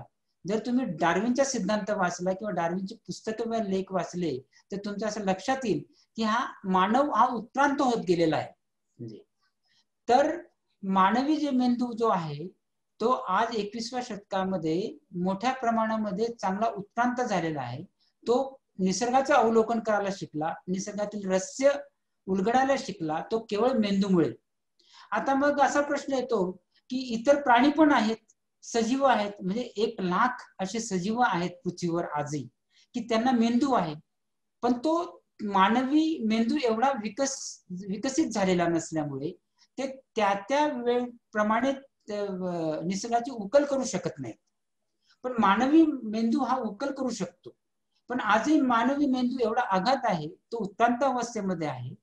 पण मी मगाशी तोच उल्लेख केला की आजही आपण आपला मेंदू पूर्ण क्षमतेने आपण वापरू शकत नाही, वापरलेला नाहीये. कदाचित आपल्या ज्या काही पुढच्या पिढी ज्या आहेत, आपण म्हणतो की आपली पिढी ऍडव्हान्स होत चालली, बरोबर. आता आमची पिढी किंवा मॅडमने आमची पिढी किंवा आमच्या मागची पिढी आणि आताची पिढी ही वेगवान होत चाललेली आहे. म्हणजे त्यांचा मेंदू हा वेगवान आणि मोठ्या पद्धतीने विकसित होत चाललेला आहे.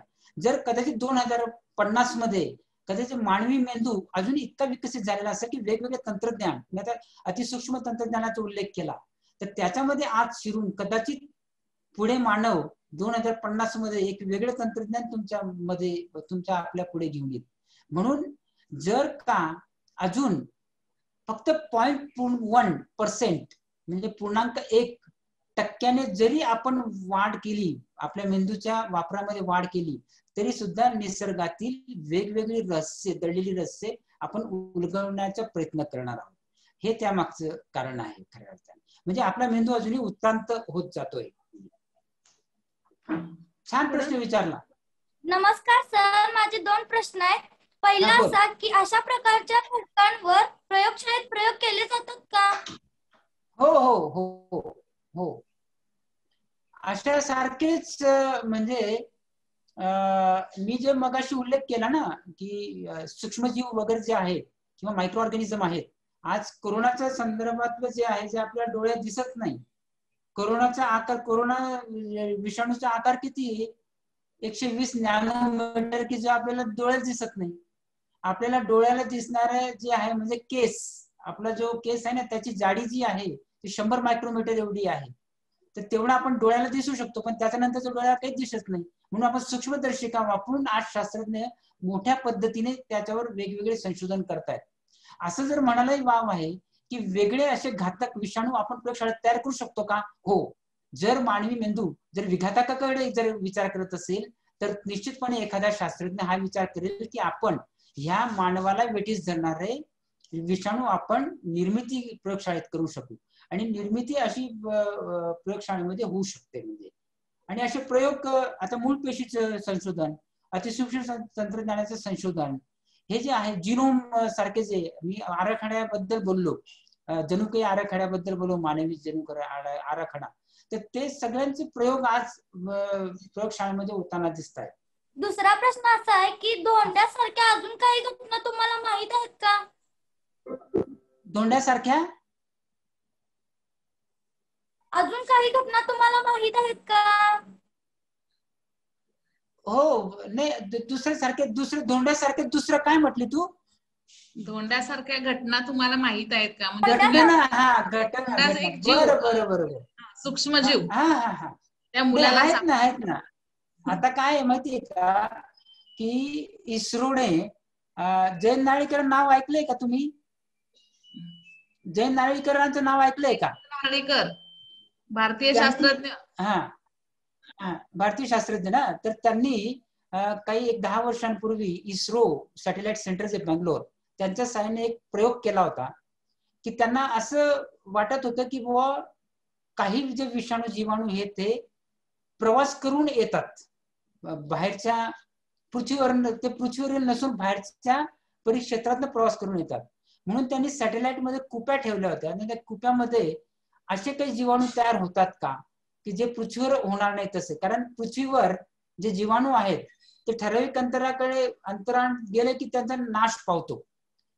मग जर सॅटेलाइट जे आहे जिओ सिंक्रोनस मध्ये किंवा जी स्थिर कक्षा आहे तिथे जे सॅटेलाइट आहे त्याच्यामध्ये जर तुम्ही प्रयोग केला आणि असे सूक्ष्मजीव शास्त्रांचा जर अभ्यास केला सजीवांचा, तर तेव्हा त्यांना असं लक्षात आलं की असे जे काही धूमकेतू येतात ते असे सजीव निश्चितपणे पेरणी करत असावेत पृथ्वीवर.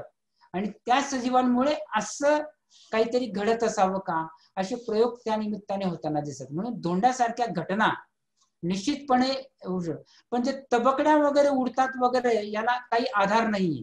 फक्त तबकड्या उडल्या दिसल्या असे फक्त स्पेक्युलेशन म्हणतो आपण, त्याच्या फक्त त्याला कुठलाही वैज्ञानिक आधार सध्या कुठेही नाहीये.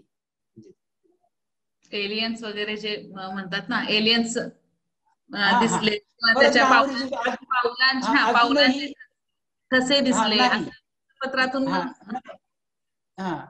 ते तबकड्या किंवा असे पावलं वगैरे जे आहेत किंवा जे परग्रहावरील जी सृष्टी किंवा परग्रहावरील मानव आहे त्याचं अवतरण अजूनही कुठल्या पद्धतीचा संदेश त्यांच्याकडून आपल्याला प्राप्त झालेला नाहीये. कारण आपल्याकडे संवेदक जे आहेत ते मोठ्या प्रमाणामध्ये रात्रंदिवस सुरू आहेत. म्हणजे अंतराळामध्ये असे संवेदक बसवलेले, दुर्बिणी बसवलेले आहेत की त्याच्या साह्याने, म्हणजे तो डोळा म्हणायला हरकत नाही, वॉचमन आहे तो आपला, की तो सगळ्या अंतराळातील वेगवेगळ्या ग्रहांवर लक्ष ठेवून आहे. तर त्याच्यापासून जे काही लहरी आहेत त्या लहरींमध्ये काही असे संदेश आहेत का याचे पृथक्करण हा डोळा करतोय. पण अजूनही कुठलाही संदेश आपल्याला प्राप्त झालेला नाही. पण शास्त्रज्ञांचा हा विश्वास आहे की हे विश्व एवढं अफाट आहे, या विश्वामध्ये आपण एकटे नाही, आपल्या सारखे किंवा तत्सम कुठली तरी जीवसृष्टी कुठल्या तरी ग्रहावर असण्याची शक्यता आहे. पण अजूनपर्यंत त्याला वैज्ञानिक अधिष्ठान प्राप्त झालेलं नाही किंवा वैज्ञानिक सिद्धता प्राप्त झालेली नाही. नमस्कार सर. हा नमस्कार. या कथेतला राजूला जो धोंडा सापडतो त्या धोंड्याने तुम्हाला कसं काय सुचलं? अरे खरं सांगू का, लहानपणी मला अशी सवय होती, म्हणून मला असं वाटतं की मी लहानपणी शाळेत जाताना किंवा कुठेही जाताना दगड घ्यायचा आणि तो भिरकवायचा, ही जी सवय होती ती मला होती आणि मी ती तिथं तंतोतंत आणि परफेक्ट अशी ती वापरली. आणि मला असं वाटतं की प्रत्येकाला कुठली तरी एक सवय असावी, पण ती घातक नसावी. म्हणजे माझी ही सवय जवळजवळ मी महाविद्यालयामध्ये जाईपर्यंत होती. पण ही कधी सुटली की म्हणजे माझा एवढं काटेकोरपणे त्या दगडावर नियंत्रण असायचं की पायाने कुठल्याही कोणामध्ये जर एखाद्याला मला तो मारायचा असेल तर तो बरोबर त्याला त्याच्यापर्यंत पोहोचायचा आणि त्याला लागायचा. पण अशाच एक वेळेस एका मुलीला अनवधनाने माझ्याकडनं तो वेगळ्या कोणातनं गेला आणि तिचा तो पायाला लागला आणि तिला मोठी इजा झाली. आणि तेव्हापासून मी ही माझी सवय मोडली. पण दगड हा म्हणजे लहानपणापासून असणारा खेळ माझा स्वतःचा होता हे मी मान्य करतो. आणि ते मी नेमकं उचललं आणि त्या कथेमध्ये घेतलं. आणि तो धोंडा तो धोंडा फक्त तो परग्रहावरील धोंडा होता आणि त्याची ती कथा आज तुमच्या पुढे, आणि आज ते तुम्ही अभ्यासतात. म्हणजे हे हा बोल. तुम्हाला हा धडा पाठ्यपुस्तकात आल्यावर कसे वाटले? हा धोंडा त्यांनी परस्पर घेतला. म्हणजे मला सरळ पत्र आलं की तुमचा धोंडा कथा घेण्यात आली. एडिट पण त्यांनीच केली. मला कुठेही, कारण कदाचित ते सगळं त्यांना म्हणजे सिक्रेट ठेवायचं असेल, कदाचित कळू द्यायचं नसेल, पण त्यांनीच ती संपादित केली. जर त्यांनी मला विचारलं असतं तर मी धोंडा कथा म्हणजे दुसरी कथा सुचवली असती. पण धोंडा कथा त्यांना जास्त भावली, कारण ती तुमच्या 7वीच्या मुलांपर्यंत ती उत्सुकता म्हणून ती मुलांपर्यंत जायला हवी होती.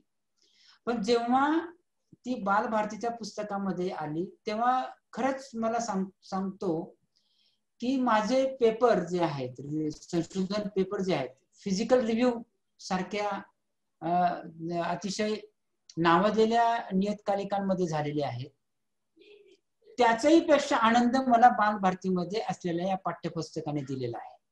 त्याचं कारण असं की हा जो धडा आहे किंवा हा जो धोंडा धडा आहे तो तुमच्यासारखे विद्यार्थी वाचणार होते. महाराष्ट्रातील कानाकोपऱ्यातील विद्यार्थी, आणि ही संख्या 2 ते 2.5 कोटी, म्हणजे याच्यात नुसतेच विद्यार्थी तर पालक शिक्षकही असणार होते. त्यामुळे यांच्याशी माझा त्या दृष्टीने संपर्क राहणार होता. आणि त्या दृष्टीने या धोंडा कथामुळे मी कदाचित खूप शिक्षकांशी जोडला गेलो, खूप विद्यार्थ्यांशी जोडला गेलो, त्यांची मला पत्र आली आणि त्यात सातत्याने हा प्रश्न होता की ही कथा तुम्हाला सुचली कशी. त्या सुचण्याचं एकच होतं की परग्रहावरील जे जीवसृष्टीचा जो आधार होता आणि प्रत्येक पुरुषाच्या किंवा प्रत्येक मानवी किंवा मुलाच्या मनामध्ये जे तरंग उठतात ते म्हणजे की हे विश्व कसं आहे. कारण पहिली जी गोष्ट आपण सकाळी उठल्या बघतो ते सूर्य, आणि ह्या सूर्याच्या पलीकडे काय आहे, आपल्या सूर्यमालिका आहे, सूर्यमालिकाच्या पलीकडे काय आहे, ही जी जिज्ञासा आहे. आणि आपल्यासारखे अजून कुठे आहेत का, ही जी जिज्ञासा आहे, ही जिज्ञासा परिपूर्ण करण्याचं काम हे धोंडा करतं. म्हणून ती मला जास्त भावते आणि ती कदाचित इतर विद्यार्थ्यांना ती भावली असावी. याच्यात विज्ञान खूप आहे असं मी म्हणत नाही, पण याच्यात वैज्ञानिक कल्पना आहे आणि ती कल्पना मुलांना निश्चितपणे आवडते असं मला वाटतं. सर, मी सदिच्छा. सर, तुम्हाला लेखनाची प्रेरणा कोणी दिली किंवा कशी मिळाली? हा, लेखनाची प्रेरणा मी ओघवते याच्यामध्ये बोललोच. कारण मला असं वाटतं की माझ्या वडिलांकडनं हे आलं, कारण माझे वडील शिक्षक होते आणि ते नेहमी आम्हाला वाचायला सांगत असत. पण वाचण्यापेक्षा अभ्यासावर त्यांचा जास्त भर असायचा. पण जेव्हा मी थोडा मोठा झालो आणि 11वी 12वी महाविद्यालयामध्ये गेलो तर त्यांची एक पेटी मला सापडली आणि त्या पेटीमध्ये दिवाळी अंक त्यांनी जपून ठेवलेले होते. आणि ह्या दिवाळी अंक मध्ये मी तिथल्या त्या कथा खूप मोठ्या प्रमाणामध्ये वाचल्या, लहान मुलांच्या वाचल्या, मोठ्यांच्या वाचल्या. आणि मग मला तिथून खऱ्या अर्थाने वाचनाची आवड निर्माण झाली. मी आजही तुम्हाला सांगतो, जर तुम्हाला लेखक म्हणून पुढे यायचं असेल आणि लिहायचं असेल तर तुम्ही वाचन हे 100 पटीने केलं पाहिजे. मी असं म्हणत नाही की याचा प्रभाव असला पाहिजे, त्यात लेखन हे तुमचंच असलं पाहिजे. पण वाचनामुळे माणूस हा प्रगल्भ होतो, वैचारिक पातळी आपली वाढते, एक दिशा आपल्याला मिळते, आपण विचार करायला लागतो आणि संदर्भ आपल्याला मिळतात आणि आपण अवलोकन करायला शिकतो. जर आपण एखादा प्रवास करत गेलो तर प्रवास रस्त्याने जाताना सुद्धा आपल्याला सुचत असतं की हा रस्ता असा आहे, नागमोडी आहे, त्या आजूबाजूला झाडं आहेत, झाडं खिदळत आहेत, म्हणजे असं जे वर्णन जे आहे ते आपल्या आपसुकच येत असतं. आणि ही जी प्रेरणा आहे मला असं वाटतं की तिथून माझ्या वडिलांनी दिली. आणि मी मगाशी म्हटलं की कथा लिहिण्याची जी प्रेरणा आहे मला त्या कुटुंबाने दिली की ज्या कुटुंबाने आपला कर्ता पुरुष गमावलेला होता, आदिवासी पाडलं, आदिवासी झोपडी असणारे 4 अपत्याची स्त्री, त्यांनी मला खरं तर लिहितं केलं. आणि ती जी मनात कोरली गेलेली जी भूमिका होती आणि विज्ञान कथेकडे वळलो होती, डॉक्टर बाळ फुंके यांनी जी कथा लिहिली होती त्याच्यामुळे मी ती वळलो. आणि म्हणूनच या कथा, पण कुठल्याही कथा कादंबरी लिहिताना तुमचं वाचन हे खूप असायला लागते. आणि वाचन तुम्ही नेहमी वाचत राहा. मी वाचनाला मी कधीही म्हणजे सीमित असं ठेवलेलं नाहीये की मला हेच वाचन पाहिजे किंवा हेच असं पाहिजे. मी रस्त्यावरचा कागद सुद्धा उचलून वाचायचो, म्हणजे एवढी मला ती सवय झाली होती. म्हणजे कुठला आला किंवा चिवडा खाताना तो जो कागद होता त्याचे सुद्धा मी ते न्यूज वाचून काढायचो. म्हणजे इतकं आपल्याला वाचनाची आवड इथपर्यंत असली पाहिजे तर माणूस लिहितं होतं. जेव्हा लिहाल तुम्ही, जेव्हा कल्पना कराल तेव्हा या वाचनाचा निश्चितपणे तुम्हाला फायदा होतो. सर, ते आपण अवकाशामध्ये जे ब्लॅक होल म्हणजेच कृष्णविवर जे असतात आणि न्यूट्रॉन स्टार्स जे असतात ते तयार कशी होतात? हा, खूप चांगला प्रश्न. खरं तर मी याच्यात घ्यायला पाहिजे होता, पण आपल्याला वेळेचे बंधन होतं आणि कुठले विषय घेणार. खरं तर सूर्य तुम्हाला माहिती आहे, सूर्य ही खरं तर जीवनदायिनी आहे जीवसृष्टीची पृथ्वीवरील. कल्पना करा की सूर्य नसेल तर जीवसृष्टीचं काय होईल. कारण या सूर्यामुळे जे प्राण पृथ्वीवर येतात त्याच्यामुळे प्रकाश संश्लेषण होतं आणि त्याच्यामुळे ऑक्सिजन आणि कार्बन डायऑक्साईडचं पृथ्वीवरचं प्रमाण समतोल राहतं आणि त्याच्यामुळे आपण श्वासोश्वास घ्यायला सुरुवात होते, सजीव टिकतो. जर सूर्य नसला तर हे सगळं बाद होईल. तिथलं जीवसृष्टी डेंजर मध्ये येईल असं म्हणतात. म्हणून जर सूर्य नसेल तर या सूर्याचंही आयुष्य आहे. कारण या विश्वामध्ये की निसर्गामध्ये कुठलीही गोष्ट असो, सजीव असो निर्जीव असो, ती जन्म घेते आणि मृत पावते. मी सजीव निर्जीव दोघांबद्दल बोलतो. तारे पण तसेच आहेत, सूर्यासारखे तारे, मी अब्जावधी तारे आहेत, ते जन्म घेतात आणि मृतही पावतात. मी मृतावस्था कधी होते की आता सूर्यामध्ये जी ऊर्जा निर्माण होते त्याच्यामध्ये हायड्रोजन आहे. 4 हायड्रोजन एकत्र आल्यामुळे त्याच्यातनं ऊर्जा बाहेर पडते. त्याला अणुसंमेलन पद्धत असं म्हणतात, म्हणजे फ्युजन रिॲक्शन म्हणतात. तर आतापर्यंत जवळजवळ 55% हायड्रोजन संपलेलं आहे, फक्त 45%. कदाचित पुढचे काही कोट्यावधी वर्ष चालेल, पण कधी ना कधी हायड्रोजन हे संपणार आहे. जर हायड्रोजन संपेल तर त्याची जी ऊर्जा आहे ती सूर्य खाणार आहे, आणि जी खाणार असल्यानंतर तर त्याच्या जी पहिली अवस्था जी होणार आहे त्याचा स्फोट निर्माण होतील, आणि स्फोट निर्माण झाल्यानंतर त्याचं नेबुलात रूपांतर होईल, आणि नेबुलात रूपांतर झाल्यानंतर ते न्यूट्रॉन स्टार मध्ये होईल. तर न्यूट्रॉन स्टार मध्ये काय आहे की न्यूट्रॉन स्टार मध्ये श्वेतबटू होईल, आणि श्वेतबटू नंतर त्याचं कृष्णविवरामध्ये रूपांतर होईल. कृष्णविवरा असं ही ह्या 4 टप्प्यांमध्ये जाताना सूर्याचं आकारमान कमी कमी होत जाईल, आणि त्याच्यामध्ये जे हायड्रोजनचे रूपांतर हेलियम मध्ये होईल ते हेलियमचे प्रमाण मोठ्या प्रमाणामध्ये होईल, आणि त्याच्यातनं जो ऊर्जा बाहेर येईल, जो प्रकाश बाहेर येईल तो सुद्धा येणार नाही. जर प्रकाशच बाहेर येणार नाही तर मग तो दिसणार कसा, म्हणून त्याला ब्लॅक होल म्हणू. तर ब्लॅक होलचा जो आज जर सूर्याचा जो आकार जर तुम्ही पाहिला तर हा प्रचंड आहे, पण ब्लॅक होल त्याचं रूपांतर जर ब्लॅक होल मध्ये असेल ते 100 किलोमीटर एवढेच असेल. पण त्याच्यामध्ये ब्लॅक होल म्हणजे विवर नाही, त्याच्यामध्ये ठासून हे वस्तुमान भरलेलं असतं, प्रचंड गुरुत्वाकर्षण असतं, त्याच्यामधनं प्रकाश येणारा जो प्रकाशाच्या वेगाने असणारा तो सुद्धा बाहेर येत नाही, तो स्वतःच गिळत असतो. त्यामुळे त्याला ब्लॅक होल किंवा कृष्णविवर असं म्हणतात. म्हणून सूर्याचेही रूपांतर हे कधीतरी न्यूट्रॉन स्टार मध्ये होईल, श्वेतबटू ब्लॅक होल, पण त्याला जवळजवळ अब्ज अब्ज अब्ज एवढे वर्ष जावे लागतील. पण कधी ना कधी सूर्याला हा अंत आहे. म्हणूनच शास्त्रज्ञ हे वेगळ्या पृथ्वी सदृश ग्रहाच्या शोधाच्या प्रयत्नात आहे की जिथं मानवाचं स्थलांतरित करण्याचा प्रयत्न आपण करणार आहोत. पण आज आपल्याला काळजी करण्याचं कारण नाही, कारण शास्त्रज्ञ आपण पुढच्या पिढीचा विचार करतो. पुढचे पिढ्यानपिढ्या जातील, जेव्हा सूर्य अस्ताला जाईल तेव्हा मात्र मानवाला स्थलांतरितच व्हावं लागेल, तेव्हा पृथ्वीवरील जीवसृष्टीचा अभाव दिसेल. म्हणून सूर्याला अंत आहे हे तेवढंच खरं आहे.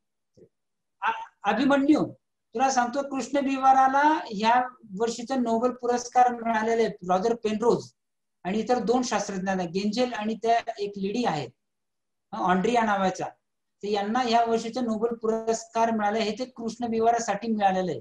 ह्या कृष्णविवार त्यांनी याची कल्पना जी आहे ती 40-50 वर्षापूर्वीच केली होती आईन्स्टाईनच्या सिद्धांतानुसार, आणि आज त्यांना नोबेल पुरस्कार मिळाले. रॉजर पेनरोज जे आहेत इंग्लंडचे, त्यांचं वय आहे 91 वर्ष. बघा, 91 वर्ष त्या माणसाने तपश्चर्या केली आणि आज त्यांना नोबेल पुरस्कार मिळाले. तर त्याचं आज कृष्णविवराचं अस्तित्व आज सिद्ध झालेलं आहे. आपल्या आकाशगंगेमध्येच, मिल्की वे मध्येच असे हजारो ब्लॅक होल्स आहेत, कृष्णविवर आहेत, त्याचं अस्तित्व त्यांनी शोधून काढलेलं आहे. अब्जावधी वर्ष मानव टिकणार आहे एवढं धरून त्याने आजच विचार केला पाहिजे की आपण स्थलांतरित कुठेतरी कुठल्या तरी ग्रहावर झालं पाहिजे, म्हणजे एखादा पृथ्वी सारखा ग्रह आपण शोधला पाहिजे. म्हणून आपण तसे वेगवेगळे ग्रह शोधण्याचा प्रयत्न आजही करत आहोत. हसबे मॅडम, आभार माना सर. सर नमस्कार. मी यशवंतनगर हायस्कूल यशवंतनगर मध्ये सहाय्यक शिक्षिका अरुणा हसबे मॅडम. मी विज्ञान शिक्षिका, विज्ञान गणित विषय, पण मला इतकं सुंदर तुमचा आवडला की खूप, म्हणजे अगदी विज्ञान हा विषय तुम्ही मराठीसारखा अगदी गमतीशीर शिकवला. आम्ही असं इतकं थोडस क्लिष्ट पद्धतीनं शास्त्रीय शब्द वापरत, इंग्रजी शब्द, इंग्रजी उच्चार, त्याला मराठी शब्द खूप छान हे झाला, खूप आवडली मुलांनाही. तुमच्याशी बातचीत करायला मिळाले याबद्दल मी आभार मानतो. Thank you madam. खरंच आज गेले 2 तास आपल्याशी छानपणे सुसंवाद साधत आहेत. मला एवढंच म्हणावं असं वाटतं की शेवटी आपला हा लेखन प्रवास असेल, आपलं संशोधनाचं कार्य असेल, विज्ञानाचा प्रचार आणि प्रसार यासंबंधी आपलं जे काय अविरतपणे जे काम सुरू आहे ते असंच अखंड पुढे राहू दे. त्यासाठी परमेश्वरानं आपल्याला दीर्घायुष्य देऊ दे ही मी सदिच्छा करते. आपल्या पुढील वाटचालीसाठी मी आमच्या प्रशालेच्या वतीनं आपल्याला खूप खूप शुभेच्छा देते. धन्यवाद आणि पुनश्च एकदा आभार.